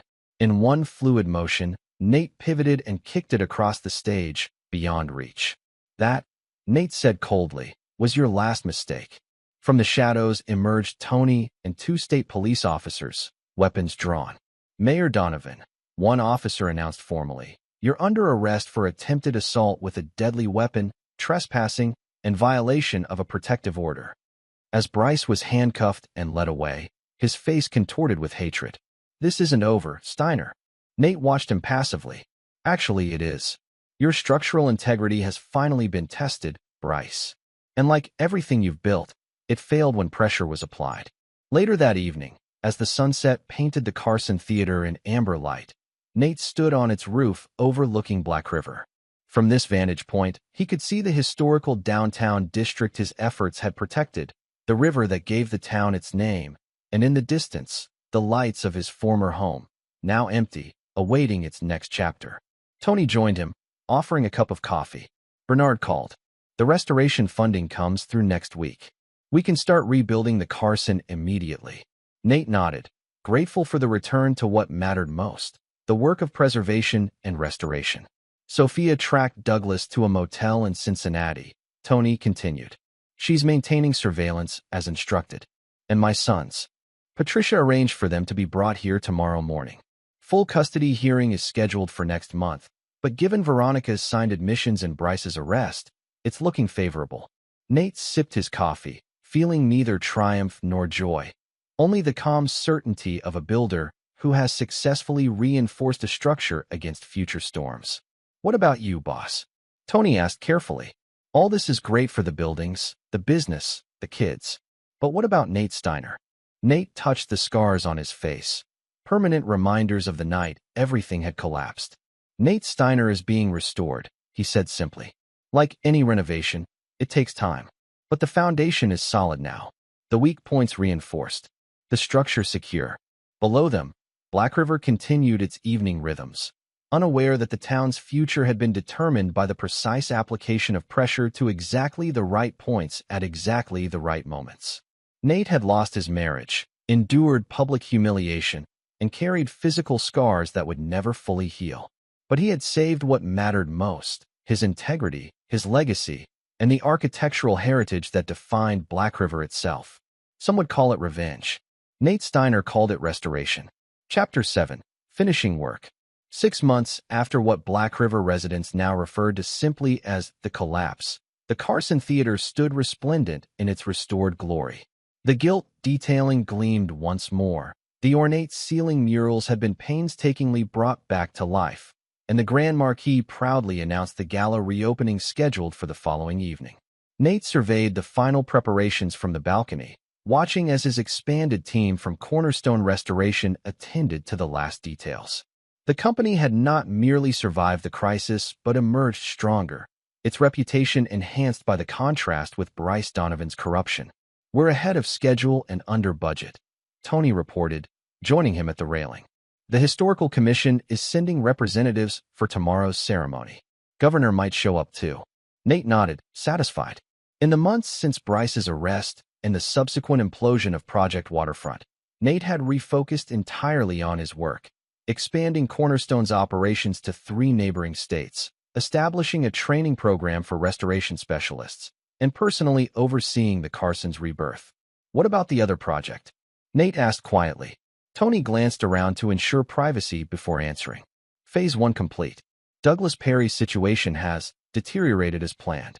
In the aftermath of the collapse, Douglas had attempted to reinvent himself in Cincinnati, using funds he'd embezzled from Veronica's boutique to start a new business venture. Anonymous tips to local authorities and strategic information leaks had ensured that venture's spectacular failure, followed by multiple fraud investigations. He's running out of options, Tony continued. Financial reserves depleted, reputation in tatters. Last report has him considering a plea deal with federal prosecutors. Excellent, Nate said. And Veronica? Still in Black River, still operating the boutique under the trust arrangement. The court-ordered psychological evaluation confirmed what we suspected. She's showing signs of narcissistic personality disorder with manipulative tendencies. The custody agreement reflects those findings. Since gaining full custody of Adam and Aaron, Nate had moved them into a new home he'd purchased and renovated, a historic Victorian near the town square. The twins had thrived in this new arrangement, their initial guilt and confusion giving way to a stronger relationship with their father than they'd ever had before. Veronica was permitted supervised visitation twice monthly, a schedule she frequently missed due to business commitments. Each absence was meticulously documented by Patricia Delgado for the ongoing custody proceedings. Speaking of the boys, Tony said, checking his watch. Aren't they due here soon to see the finished theater? Any minute now, Nate confirmed. They wanted to see it before the crowds tomorrow. As if on cue, the sound of teenage voices echoed from the lobby below. Adam and Aaron bounded up the grand staircase, their faces alight with excitement. Dad, this place is incredible, Aaron exclaimed, looking around in wonder. It's even better than the blueprints. The acoustics are perfect, Adam added. We were whispering downstairs and could hear each other from opposite ends of the lobby. Nate allowed himself a genuine smile, something that had become more frequent in recent months. Want to see the projection room? We've installed both digital and traditional film capability. As Nate guided his sons through the theater, explaining the intricacies of the restoration process, he felt a sense of peace that had eluded him for years. The twins, now 14, displayed a genuine interest in his work that they'd never shown before. Aaron had even started talking about studying architecture in college. Their tour concluded on the roof, where a previously unused space had been transformed into a small garden with views of the river and downtown. This wasn't in the original plans, Adam observed. Some improvements aren't about restoration, Nate explained. Sometimes you need to create something entirely new from the available foundation. The philosophical undertone wasn't lost on his perceptive sons. They exchanged glances before Aaron broached the subject they'd been avoiding. We saw Mom yesterday, he said carefully, at her mandatory visitation. Nate kept his expression neutral. How did that go? She kept talking about Bryce, Adam said, frowning. How he was misunderstood and how the charges against him were politically motivated. She's still visiting him in prison, Aaron added. Says they're getting married once his appeal goes through. Nate absorbed this information without visible reaction. Bryce Donovan had ultimately pleaded guilty to multiple financial crimes in exchange for immunity from charges related to the conspiracy against Nate. He was currently serving 3 years in a minimum security federal prison, a sentence Nate considered inadequate but functional for his purposes. People believe what they need to believe, Nate told his sons. Your mother is entitled to her perspective, however disconnected from reality it might be. The twins nodded, having grown accustomed to their father's measured responses regarding Veronica. Dad, Adam said after a moment's hesitation, we've been thinking. We don't want to do the visitations anymore. Not until she gets help. That's your decision, Nate replied carefully. But understand that cutting ties completely may not give her motivation to change. It's not about punishing her, Aaron clarified. It's about protecting ourselves. Dr. Winters says we need to establish healthy boundaries. Dr. Sophia Winters, now the family's trusted therapist as well as Nate's security consultant, had been instrumental in helping the twins process their mother's betrayal and their own unwitting role in Nate's humiliation. If that's what you and Dr. Winters think is best, I'll support your decision, Nate said. I'll have Patricia file the necessary documentation.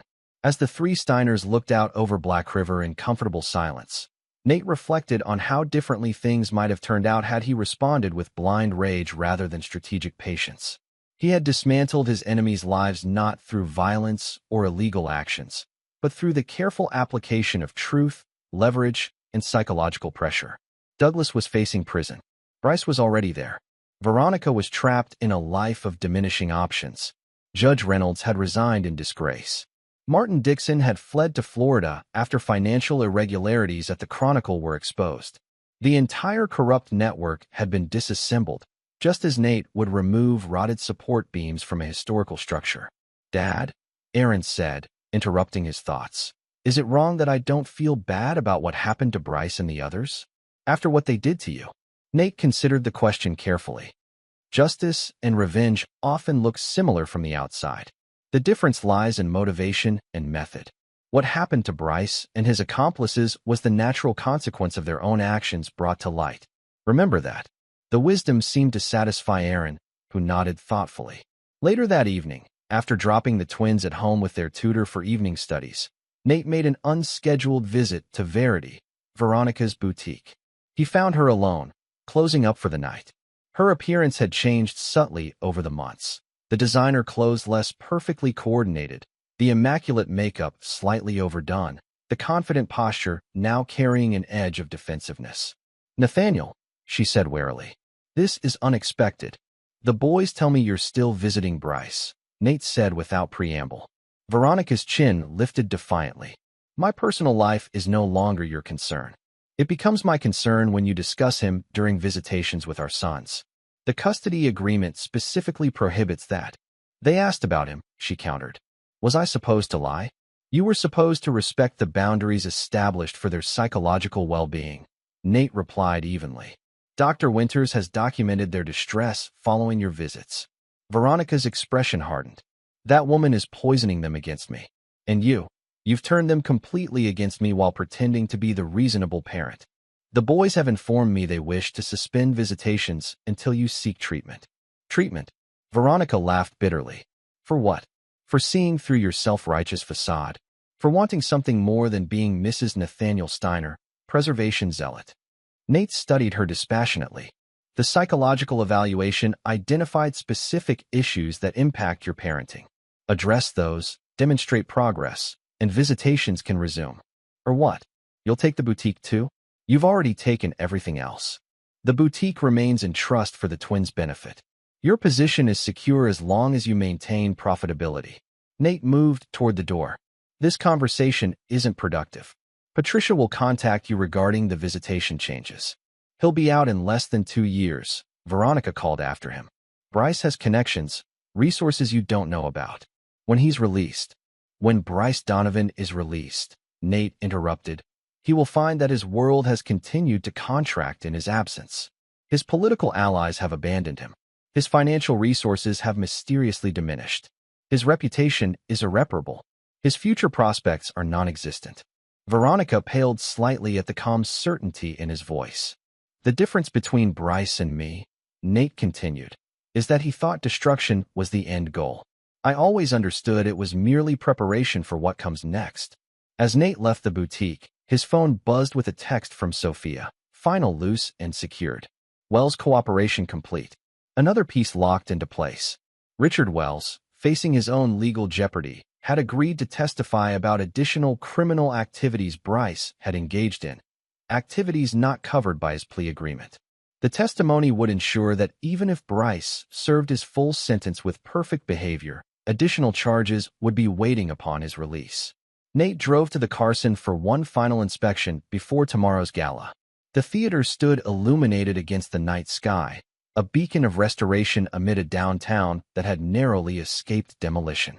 Inside, Nate walked the empty auditorium, testing seats, examining sight lines, confirming that every detail met his exacting standards. This building represented everything he valued: the preservation of history, the importance of solid craftsmanship, the possibility of bringing beauty back from the brink of destruction. And in a very real sense, it also represented his own resurrection. The burns on his face had healed as much as they ever would, leaving scars that had become part of his identity, a visible reminder of what he had endured and overcome. Similarly, the Carson's restoration hadn't erased its history or the damage it had suffered. Rather, those elements had been incorporated into a structure now stronger than before. As Nate completed his final checks, he found Tony waiting in the lobby. "Everything's perfect," Tony assured him. "You can actually go home and rest before tomorrow's big event."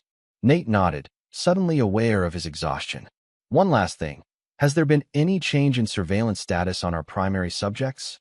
Tony understood the coded question. "Douglas remains in Cincinnati, financial situation worsening daily. Veronica is maintaining her routine, though our sources report increased erratic behavior.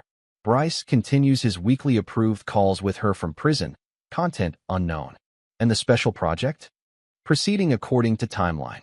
The documents you requested will be delivered to the relevant authorities on the specified date, regardless of any changes in circumstances." This was Nate's insurance policy, a comprehensive dossier on Bryce, Veronica, Douglas, and their entire network, with instructions for its release should anything happen to him. Not that he anticipated trouble, but a good builder always included redundant safety systems. "Excellent," Nate said. "Then I believe we're ready for tomorrow." The Carson Theater's grand reopening gala the following evening exceeded even Nate's meticulous expectations. State officials, preservation advocates, and Black River's prominent citizens filled the restored space, marveling at the transformation. Conspicuously absent were those who had aligned themselves with Bryce Donovan's failed vision for the town. Cornerstone Restoration's reputation was fully rehabilitated, with new contracts already secured for similar projects across the region. The State Historical Society presented Nate with its highest honor for preservation excellence.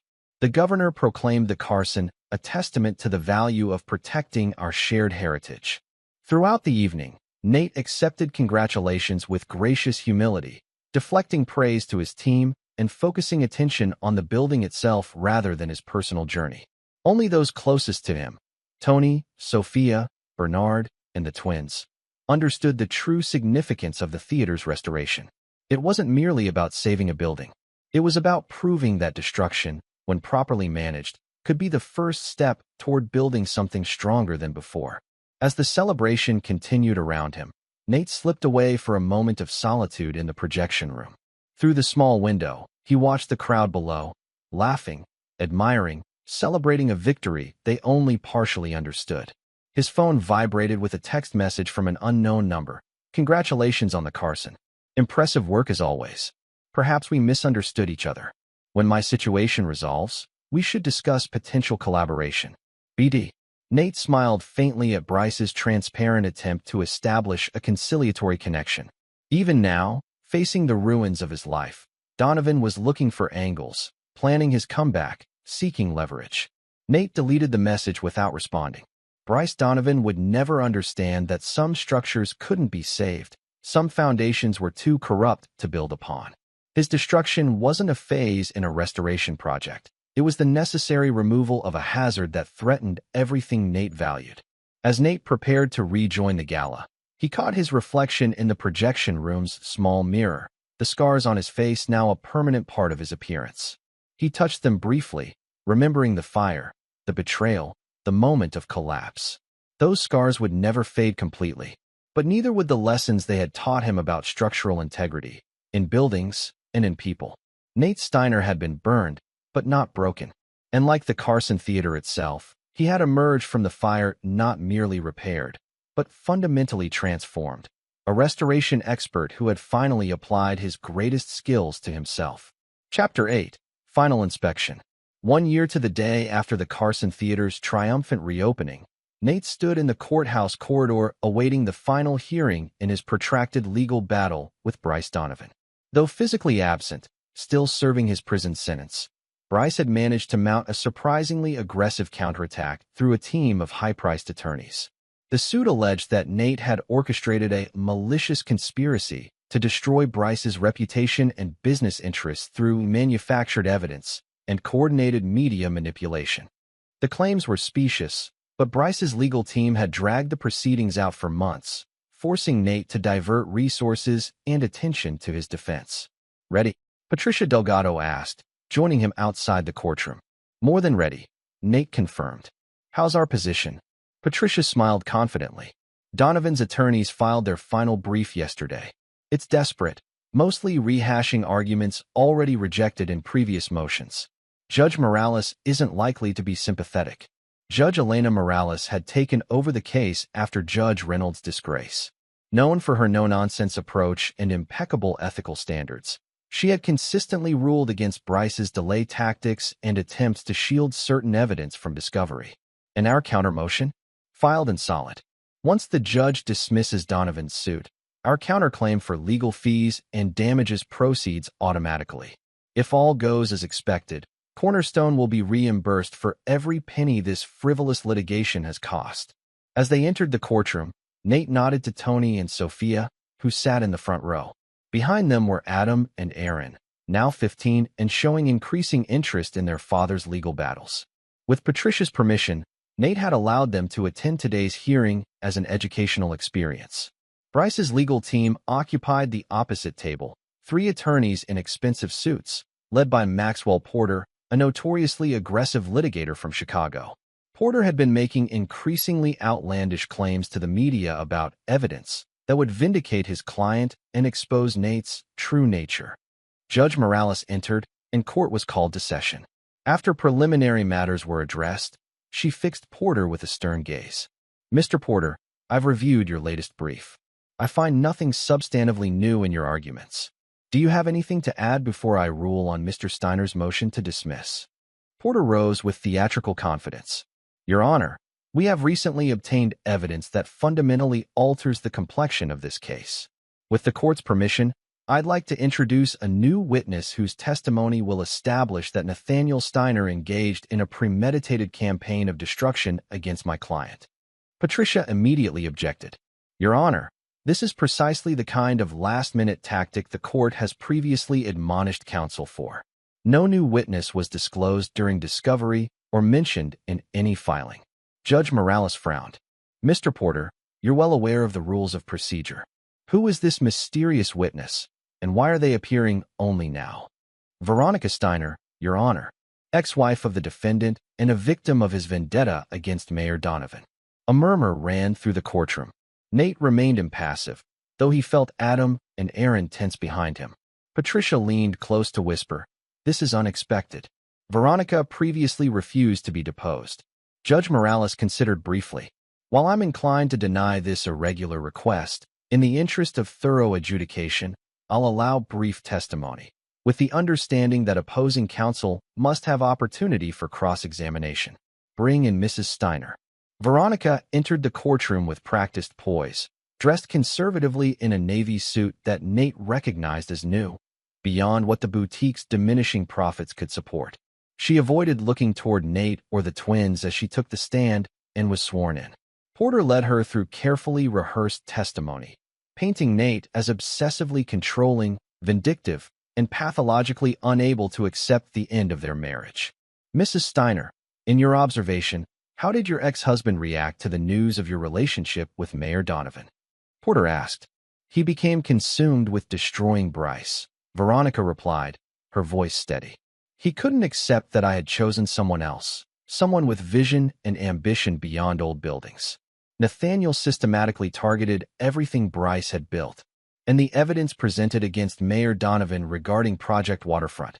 What can you tell us about that? Much of it was selectively edited or taken out of context. Bryce's development plan would have revitalized Black River while preserving its essential character. Nathaniel distorted the facts to make it appear corrupt." As Porter continued guiding Veronica through increasingly dubious claims, Nate noticed a subtle change in Judge Morales' expression, not outrage or sympathy, but growing skepticism.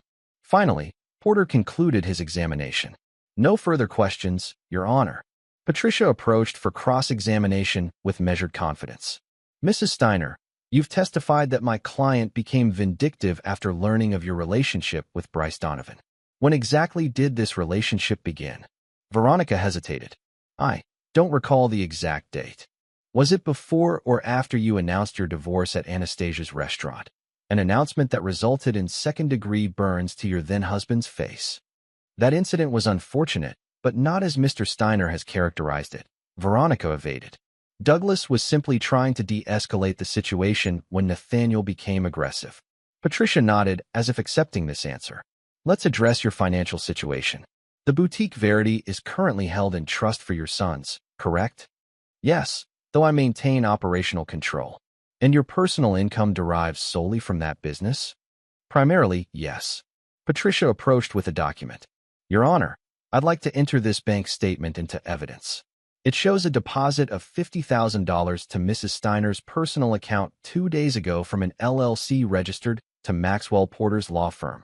Porter shot to his feet. Objection. This is beyond the scope of direct examination and constitutes an invasion of privacy. Your Honor, Patricia countered calmly. This payment directly relates to the witness's credibility and potential motivation for her sudden willingness to testify. Judge Morales examined the document. Objection overruled. The witness will answer. All eyes turned to Veronica, whose composure visibly cracked. It was a loan, she said after a moment. For personal expenses. A loan, Patricia repeated skeptically. Were loan documents executed? Is there a repayment schedule? We haven't finalized those details, Veronica admitted. Mrs. Steiner, isn't it true that this payment was compensation for your testimony today? Testimony that contradicts statements you made under oath during your divorce proceedings? That's absurd, Veronica protested, though her voice lacked conviction. Patricia produced another document. Your Honor, this is the transcript from Mrs. Steiner's deposition during divorce proceedings, where she acknowledged that her relationship with Bryce Donovan began approximately 8 months before the Anastasia's incident and that she participated in planning my client's public humiliation. As Patricia dismantled Veronica's testimony, comparing her current claims with previous sworn statements, Nate observed a range of reactions in the courtroom. The judge's expression grew increasingly severe. Porter and his colleagues whispered urgently. Behind him, he could sense Adam and Aaron's distress at witnessing their mother's public unraveling. By the time Patricia concluded her cross-examination, Veronica appeared shaken and defensive. Judge Morales dismissed her from the stand with visible disapproval. Mr. Porter, the judge addressed Bryce's attorney. I find this witness's testimony not only unhelpful to your case, but potentially indicative of witness tampering. I'm referring this matter to the district attorney's office for investigation. She continued, her voice hardening. Furthermore, I'm granting Mr. Steiner's motion to dismiss your client's lawsuit with prejudice. Mr. Donovan's claims are not merely without merit. They constitute an abuse of this court's processes. I'm awarding full legal costs to the defendant and imposing sanctions on your firm for this egregious conduct. Porter attempted to protest, but Judge Morales silenced him with a raised hand. My written order will follow. Court is adjourned. As the courtroom cleared, Nate remained seated, processing the implications of what had just transpired. The twins approached cautiously. Dad, Aaron said quietly. Is Mom going to be in trouble? Nate considered his response carefully. She made unwise choices today. There may be consequences, but nothing you need to worry about. Adam frowned. She lied. Under oath. People sometimes make desperate decisions when they feel cornered, Nate explained.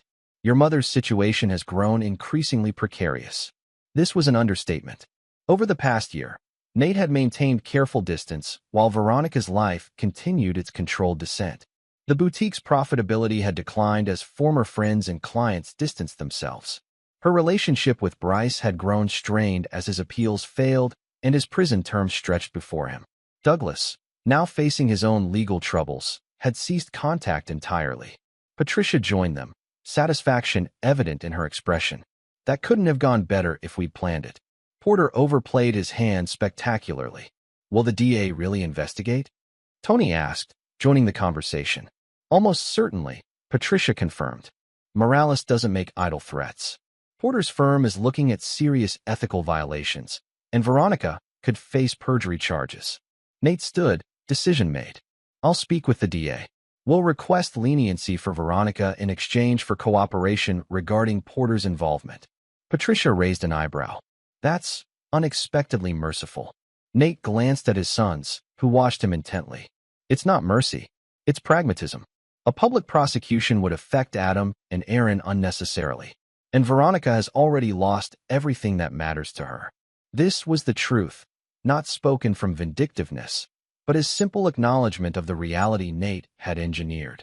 Veronica's reputation, relationship, financial security, and maternal connection had all been systematically diminished through the natural consequences of her own choices and the strategic pressure Nate had applied. Outside the courthouse, reporters waited eagerly for statements. Nate declined comment, directing questions to Patricia while he escorted the twins to his waiting car. "What happens now?" Adam asked as they drove away. "With the lawsuit dismissed, we close that chapter," Nate explained. "Cornerstone's legal position is secure, and Bryce's attempt to retaliate has backfired completely. But with Mom, Aaron clarified. If she's in trouble with the court." Nate recognized the conflict in his son's expressions, anger at their mother's betrayal balanced against lingering filial concern. "I'll ensure she receives appropriate consequences without unnecessary hardship," he assured them. "Your mother made poor choices, but she remains your mother. That connection deserves respect, even when the person doesn't." The twins absorbed this nuanced perspective with the thoughtfulness that increasingly characterized their development.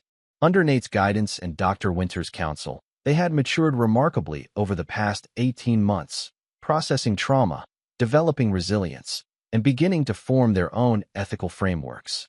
Later that afternoon, as promised, Nate met with District Attorney Elena Vasquez to discuss Veronica's situation. "She's looking at potential perjury charges, witness tampering, and conspiracy," Vasquez explained in her office. "Porter's in even deeper trouble. The Bar Association is already investigating." "I'm proposing an alternative," Nate said. "Veronica provides detailed testimony about Porter and Bryce's coordination of this legal strategy. In exchange, she accepts a misdemeanor plea with probation, community service, and mandatory counseling." Vasquez studied him curiously. "That's considerably more lenient than what she deserves. Why advocate for someone who's repeatedly worked against you?" "She's the mother of my children," Nate replied simply. "Their well-being remains paramount, even in these circumstances." The truth was more complex. Nate's strategy had never been about destroying Veronica, merely about ensuring she faced precisely calibrated consequences for her actions. A felony conviction would exceed his design parameters. Mandatory counseling, however, aligned perfectly with his long-term vision. By evening, arrangements had been finalized. Veronica would cooperate with authorities, accept a plea agreement, and begin intensive therapy. The information she provided would further implicate Bryce in additional misconduct, potentially extending his incarceration. When Nate returned home, he found Tony waiting with urgent news. "Douglas Perry was arrested in Cincinnati this morning," Tony reported. "Federal charges related to wire fraud and money laundering. The evidence we anonymously provided was apparently quite compelling." Nate nodded, another piece falling into place. His legal representation? Public defender. His assets have been frozen, and no one stepping forward to help. Monitor the situation. If he attempts to contact Veronica or implicates her in his activities, we may need to intervene. With the day's business concluded, Nate joined his sons for dinner, a nightly ritual he had established to maintain family cohesion during turbulent times. Tonight, he could sense their need to process the courthouse events. "I keep thinking about what you said," Aaron began as they ate. "About Mom facing consequences without unnecessary hardship. How do you decide what's necessary?" Nate considered the profound question. Necessary consequences are those that create genuine understanding and change. Unnecessary ones merely inflict suffering without purpose. The difference lies in the intent behind them. Adam leaned forward. "But how can you be sure you're not just rationalizing revenge?" "By continually questioning my motives," Nate admitted. "By evaluating whether each action serves a constructive purpose beyond personal satisfaction. And by being willing to adjust course when necessary, as with your mother's legal situation today." The twins exchanged glances, processing this nuanced ethical framework. "In restoration work," Nate continued, "we sometimes must remove damaged elements completely. Other times, flawed components can be reinforced and incorporated into the renewed structure. The skilled restorer knows which approach serves the building's integrity best. And people are like buildings. Aaron asked skeptically. More similar than you might think, Nate replied. Both require solid foundations, regular maintenance, and occasional renovation. Both can appear stable while harboring hidden weaknesses. And both can be either demolished or restored, depending on the expertise of those doing the work. That night, after the twins had retired to their rooms, Nate received an unexpected call from Bernard Levine. "Have you seen the evening news?" his mentor asked without preamble. "I've been with my sons," Nate explained. "What's happened?" "Richard Wells is dead. Apparent suicide in his Manhattan apartment. Found with a note reportedly confessing to additional financial crimes connected to Project Waterfront." Nate absorbed this information with measured concern. Wells had been a key witness against Bryce, his testimony crucial to several ongoing investigations. "Suspicious timing," Nate observed. "Very," Bernard agreed. "Especially considering I had lunch with him last week. He seemed upbeat, talked about his daughter's engagement and his plans to write a book once the legal matters concluded. Have Sophia increase surveillance on our remaining subjects," Nate instructed after ending the call with Bernard, "and accelerate the timeline on our contingency measures." While Wells' death appeared conveniently timed for Bryce's interests, Nate had anticipated such possibilities. The comprehensive evidence packages he had assembled were stored in multiple secure locations, with automated release triggers that would activate if any attempt was made against Nate or his close associates. The following morning brought another development. Patricia called to report that Veronica had accepted the plea agreement and provided detailed testimony about Bryce's orchestration of the fraudulent lawsuit. "She's cooperating fully," Patricia noted with surprise, almost eager to implicate Bryce. "Something's changed. Monitor her financial situation," Nate instructed, "and have Sophia check recent communications between Veronica and the prison." By afternoon, Sophia had confirmed Nate's suspicion. Bryce had terminated his relationship with Veronica during their most recent approved call, blaming her for the lawsuit's failure and cutting off all support.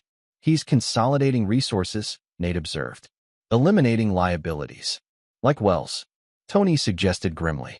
"Possibly, which means we accelerate everything."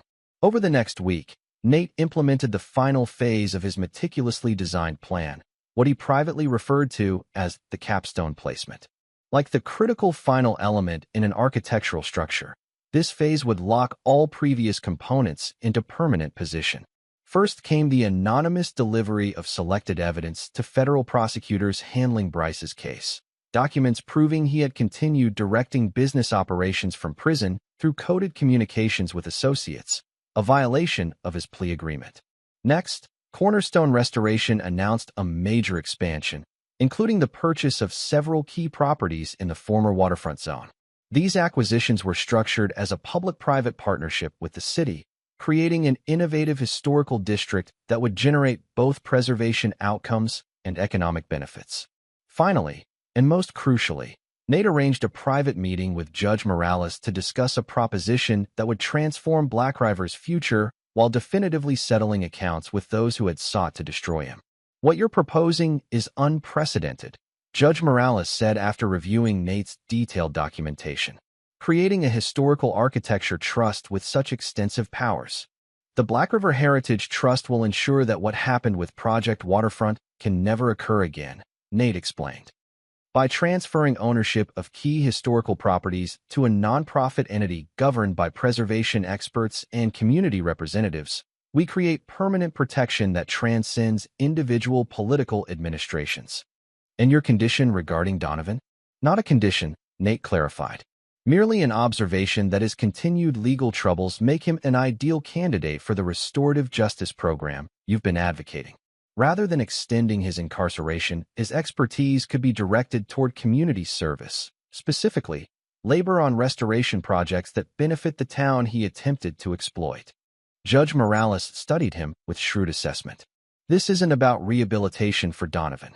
This is about him literally rebuilding what he tried to destroy, under your supervision." Nate didn't deny it. The most fitting consequences often involve symmetry.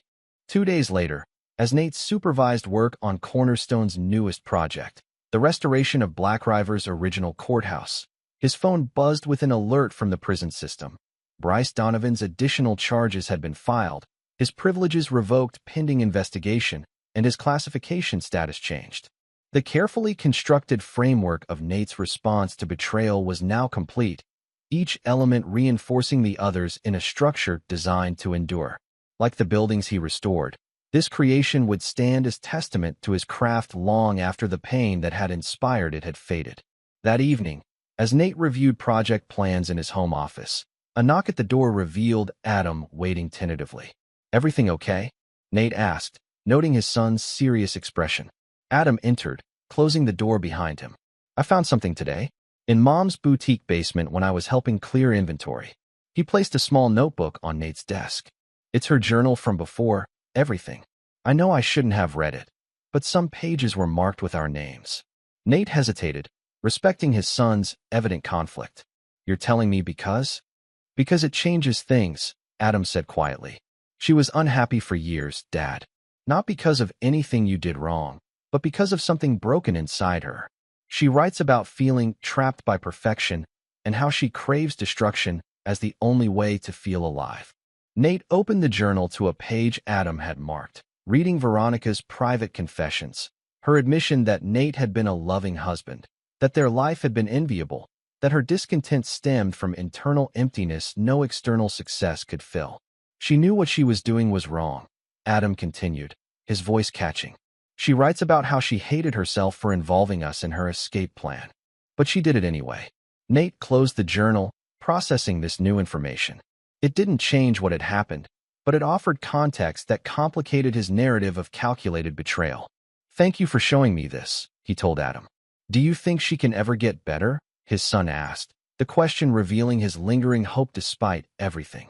"I think," Nate replied carefully, "that some damage can be repaired if the underlying structure remains sound. Your mother's mandatory counseling may help her identify those structural issues within herself."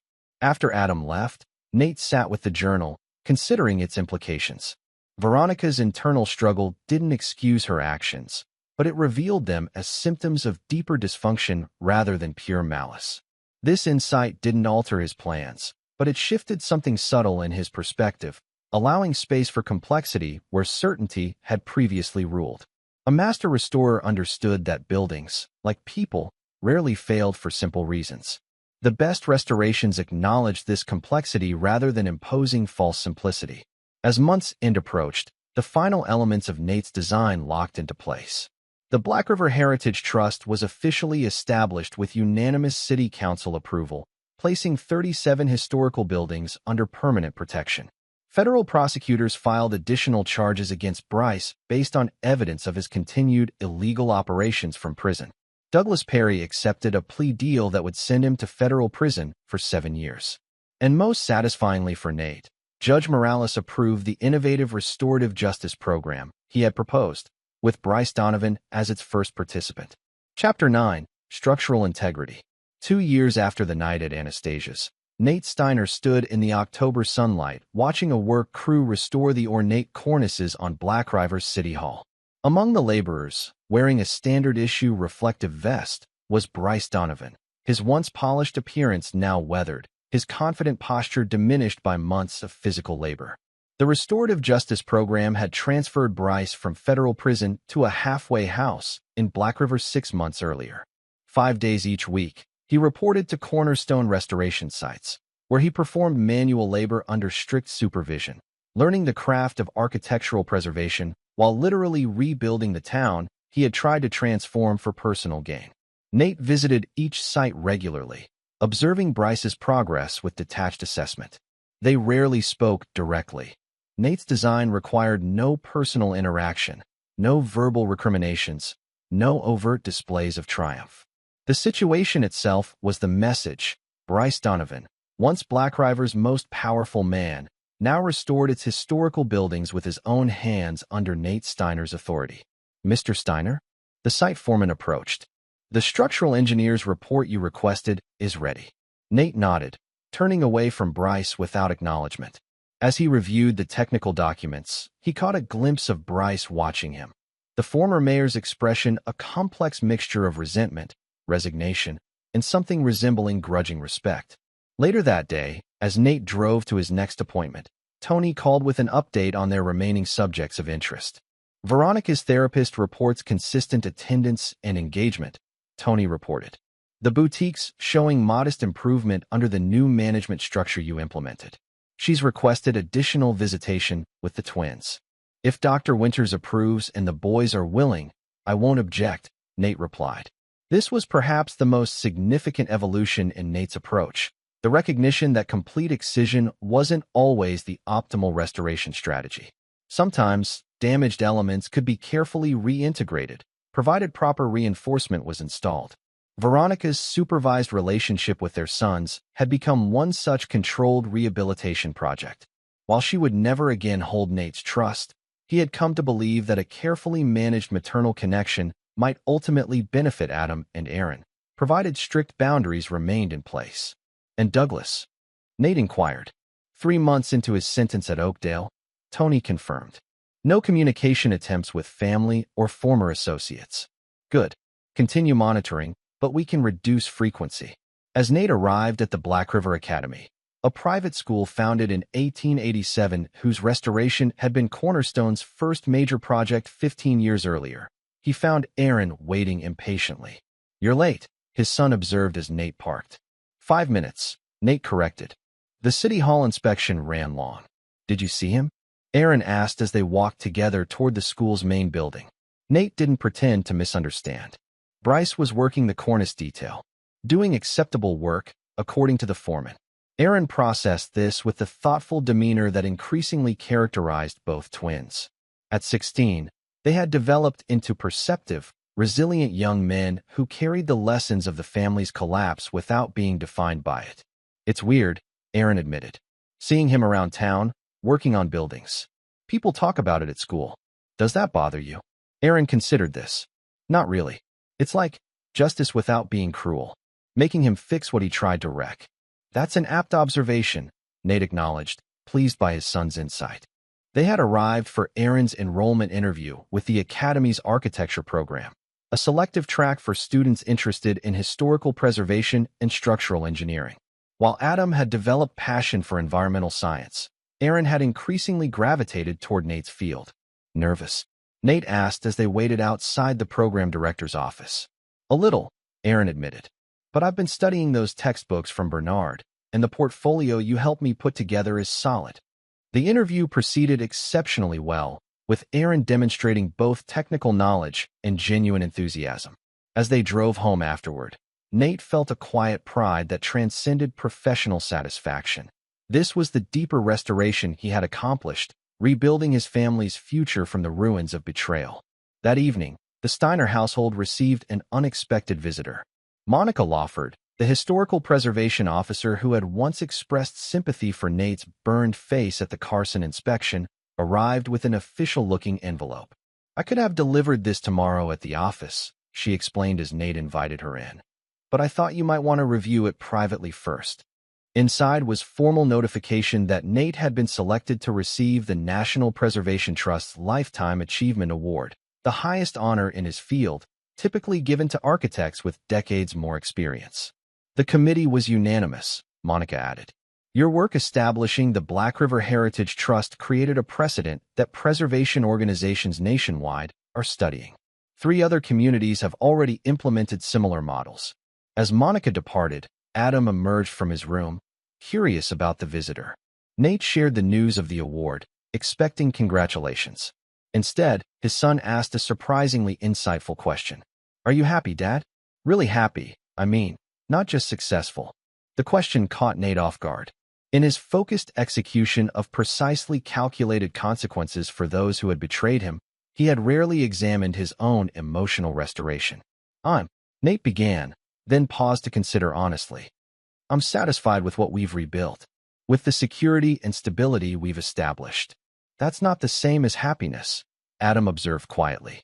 No, Nate acknowledged. It's not, but perhaps that's the next phase of the project. The following morning, as Nate conducted his regular inspection of the City Hall restoration, he found himself observing Bryce Donovan with new perspective. The former mayor worked on an ornate molding, his technique showing the improvement of months of enforced practice. For the first time, Nate approached him directly. "Your craftsmanship has improved," Nate observed neutrally. Bryce looked up, startled by the unexpected interaction. "I had a good teacher," he replied after a moment, nodding toward the foreman. "Stricter than any professor I ever had." A charged silence hung between them. Two men whose lives had become inextricably intertwined through betrayal, destruction, and reconstruction. "Why this?" Bryce finally asked, gesturing toward his work detail. "You could have kept me in federal prison for years. Why bring me back to restore the buildings I wanted to demolish?" "Because destruction is easy," Nate replied simply. "Creation is difficult. I wanted you to understand the difference." Bryce studied him, searching for gloating or vindictiveness, but finding only calm certainty. "And have I learned my lesson to your satisfaction, Nathaniel?" "That's not for me to judge," Nate said. "The work speaks for itself. These buildings will stand for generations because of the care being invested now, even by reluctant hands." As Nate turned to leave, Bryce called after him. "You know what the hardest part is? Not the physical labor or the public humiliation. It's seeing you succeed, watching you rebuild everything better than before, while I—" He trailed off, unable to complete the thought. "While you confront the consequences of prioritizing destruction over creation," Nate finished for him. "That was always the fundamental difference between us, Bryce. I built to last. You built to profit." That evening, as autumn twilight settled over Black River, Nate took a solitary walk through downtown, past the Carson Theater with its brilliantly restored marquee, past Anastasia's restaurant where his life had collapsed in flames 2 years earlier, past City Hall, where Bryce Donovan now labored to restore what he had once sought to destroy. Nate's phone buzzed with a text from Veronica. The boys mentioned Thanksgiving arrangements. "I understand if it's still too soon, but Dr. Winters thinks a family meal might be a positive step. Consider it." The request represented a test of Nate's evolving approach to restoration. 2 years ago, he would have dismissed it instantly. 6 months ago, he would have subjected it to suspicious analysis. Now, he considered it with measured openness, not for Veronica's sake, but for Adam and Aaron, who deserved the opportunity to rebuild their maternal relationship if possible. "We'll discuss with Dr. Winters and the boys," he replied simply. As Nate completed his circuit of the town, he found himself approaching the riverfront, the area that would have been most dramatically transformed by Project Waterfront. Instead of luxury condominiums and upscale retail, the historical buildings remained, now protected in perpetuity by the trust he had established. On a bench overlooking the water sat Bernard Levine, seemingly waiting for him. "Evening constitutional?" Bernard asked as Nate joined him. "Something like that," Nate confirmed. "Monica delivered news of the National Trust Award yesterday." Bernard smiled. "Richly deserved. Though I suspect it means more to us preservation zealots than to you." "Professional recognition has its value," Nate acknowledged. "But you're right. It's not the measurement that matters most now." They sat in comfortable silence, watching the river flow past, the same river that had sustained Black River for generations, that would continue long after both men were gone. "I received an interesting proposal today," Bernard finally said. "The governor's office is establishing a statewide historical preservation initiative modeled on your trust. They want you to lead it." Nate raised an eyebrow. "A government appointment?" "More than that. A chance to implement your restoration philosophy on a much larger scale. To protect thousands of buildings, not dozens." The opportunity represented exactly the kind of expansion Nate would have eagerly pursued before the collapse. Validation of his principles, extension of his influence, amplification of his legacy. Now, he found himself unexpectedly hesitant. "I need to consider what's best for the boys," he said. "They've experienced enough disruption." "Of course," Bernard agreed. "Though from what I've observed, those young men have developed remarkable resilience. Your greatest restoration project, if I may say so." Nate smiled faintly at the characterization. "Perhaps you're right." Later that night, as Nate reviewed the day in his journal, a practice Dr. Winters had recommended to process his own evolution, he found himself documenting not professional accomplishments or strategic advancements, but smaller moments. Aaron's excitement about the architecture program, Adam's insightful question about happiness, Even the brief exchange with Bryce that had revealed unexpected complexity in what Nate had presumed was a simple narrative of justice. For the first time, he sketched something besides buildings or structural diagrams. A simple rendering of the river as seen from Bernard's bench, flowing forward despite all human efforts to control or redirect it. The following morning brought news that shifted Nate's perspective yet again. Sophia reported that Veronica had voluntarily entered an intensive therapy program after a breakthrough session with her court-mandated therapist. Apparently, she experienced some kind of epiphany, Sophia explained. Recognized patterns of self-destructive behavior stretching back to childhood. The program specializes in trauma and personality disorders. Her choice or legal requirement? Nate asked. Entirely voluntary. She's using funds from selling her personal jewelry collection to cover costs. This development suggested something Nate had considered previously impossible, that Veronica might be capable of genuine self-examination and change.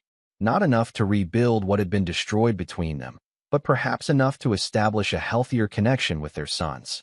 That afternoon, as Nate supervised the final inspection of the courthouse restoration, the project now complete after months of meticulous work, he found himself face-to-face with Bryce once more.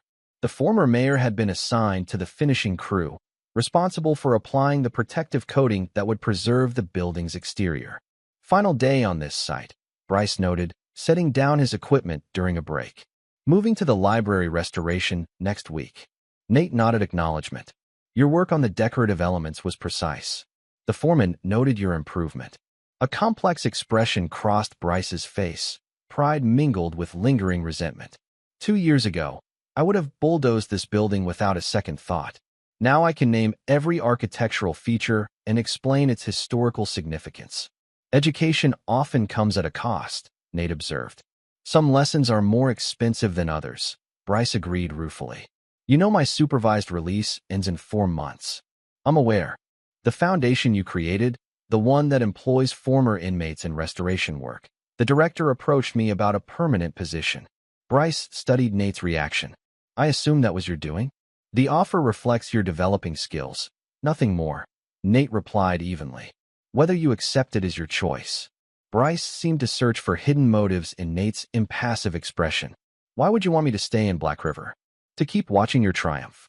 My interest is in the buildings, not in your discomfort, Nate clarified. Skilled restoration workers are valuable, regardless of their past.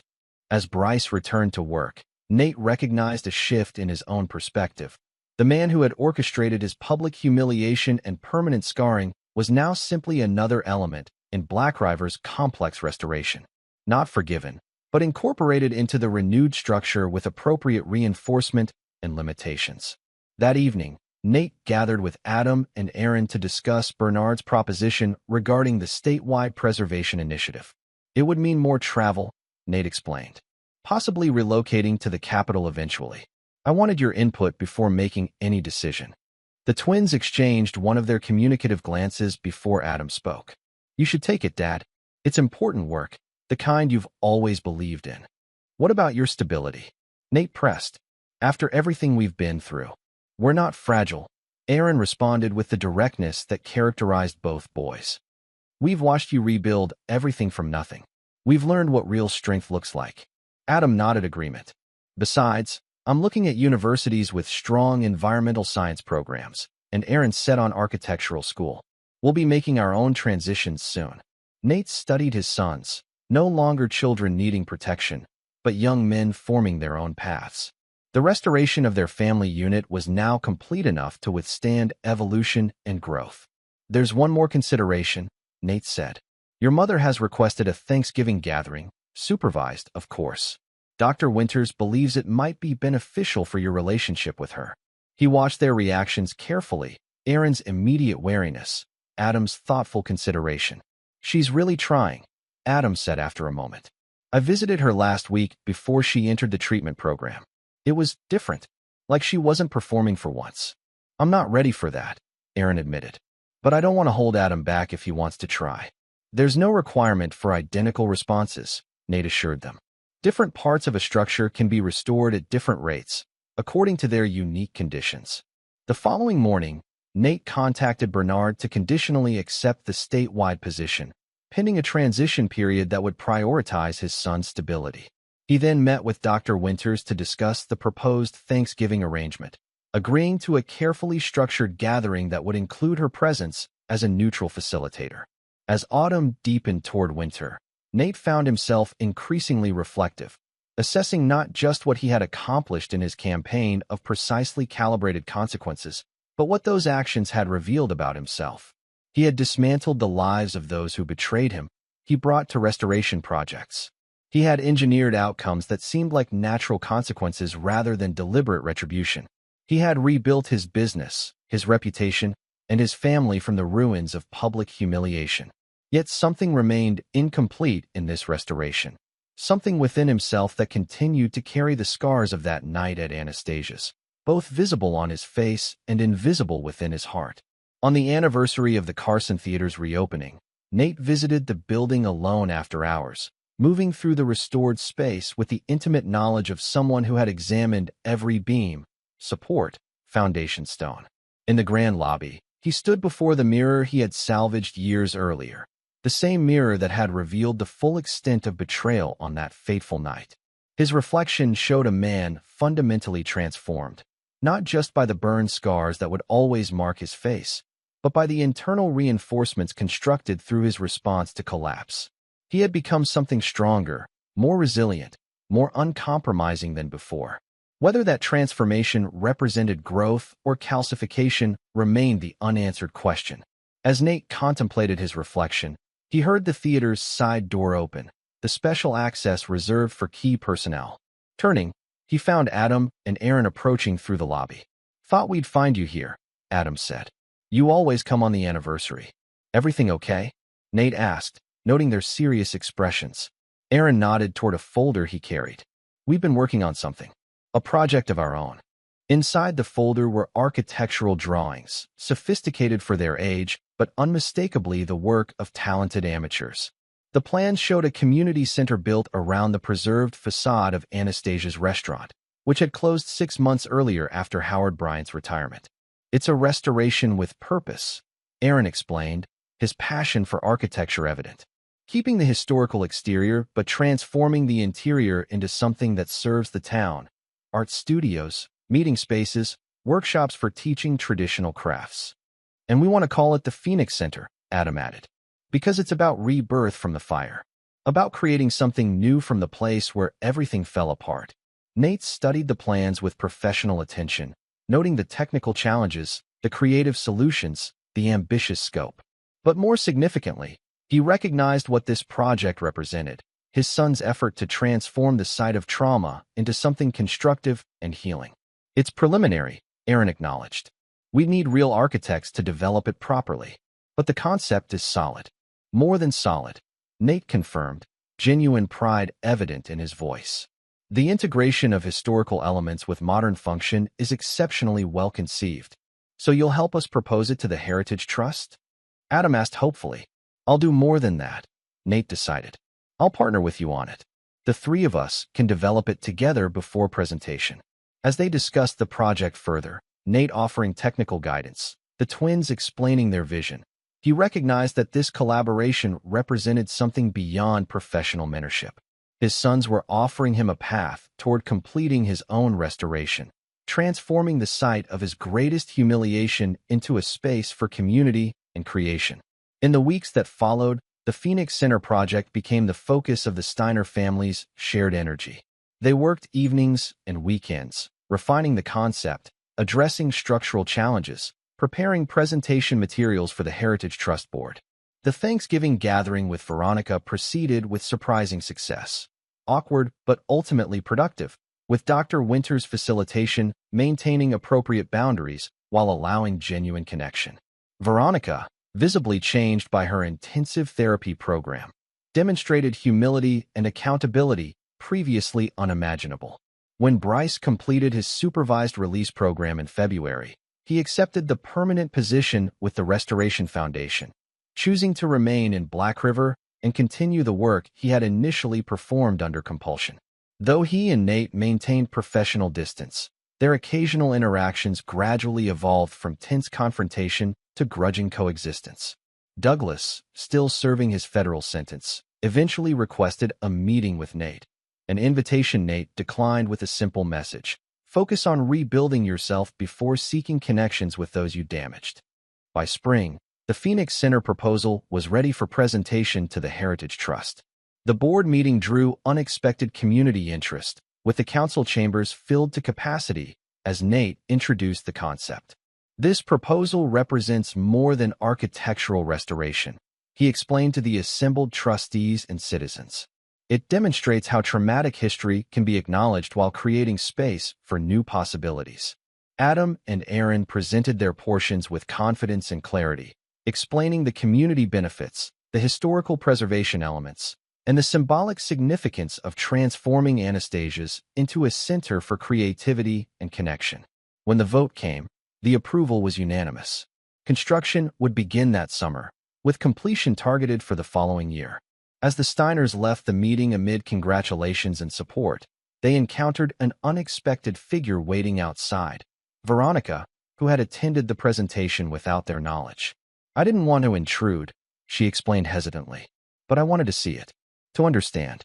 Nate observed his son's reactions, cautious but not hostile, willing to acknowledge her presence without false enthusiasm. The Phoenix Center, Veronica said thoughtfully, rising from the ashes of that night. It's appropriate. It was the boys' concept, Nate replied, giving credit where due. It's inspired, she acknowledged, genuine admiration in her voice. You've taught them well. An awkward silence followed, filled with unspoken history.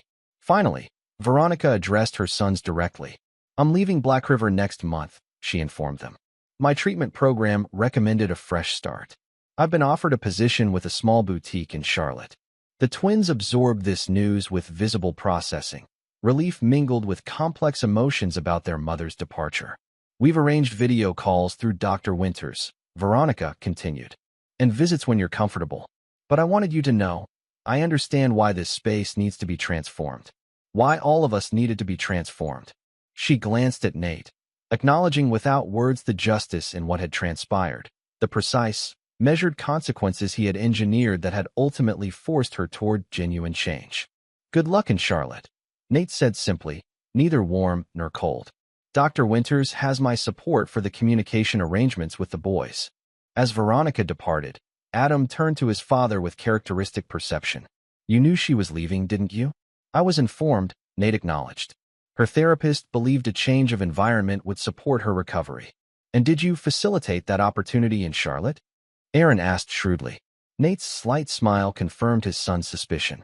This final element of his design, Veronica's managed departure, represented neither vindictiveness nor forgiveness, but practical resolution. Black River could never be home to both of them without perpetuating painful history. With the boys approaching college age, the timing was appropriate for her transition. That summer, as ground broke on the Phoenix Center, Nate formally accepted the statewide preservation appointment, structuring his responsibilities to maintain his base in Black River while traveling as required. The twins, preparing for their senior year, had developed into young men of remarkable character, neither defined by their family's trauma nor ignorant of its lessons. On the day construction began at the former Anastasia's site, Nate arrived early to walk the space alone before the crews arrived. Standing where he had once collapsed in flames, he experienced not the expected echo of humiliation and betrayal, but a sense of completion, of architectural and personal restoration reaching final form. The building that had witnessed his greatest collapse would now become a monument to resilience and renewal. The people who had orchestrated his destruction had been transformed by the consequences he had designed, not destroyed in vengeful rage, but reshaped through strategic pressure applied to critical points. Most importantly, the family that had shattered that night had been rebuilt in stronger configuration, with his sons not merely surviving the collapse, but emerging with deeper understanding of structural integrity in both buildings and relationships. As the construction team arrived, led by Tony, Nate stepped aside to let the work begin. The Phoenix Center would rise over the coming months, its transformation from site of betrayal to space for community, renewal mirroring Nate's own journey from victim to architect of justice. The burns on his face would never completely heal. The memory of that night would never entirely fade. But Nate Steiner, master of restoration, had accomplished his greatest work, rebuilding not just buildings, but lives, including his own. Some would call it revenge. Others might see justice. Nate simply recognized it as expert restoration, the art of transforming damage into strength, weakness into stability, and collapse into rebirth. Like any master craftsman, he had simply used the tools he knew best: patience, precision, and the fundamental understanding that true restoration isn't about erasing damage, but incorporating it into something stronger than what existed before. This is where our story comes to an end. Share your thoughts in the comments section. Thanks for your time. If you enjoy this story, please subscribe to this channel. Click on the video you see on the screen, and I will see you there.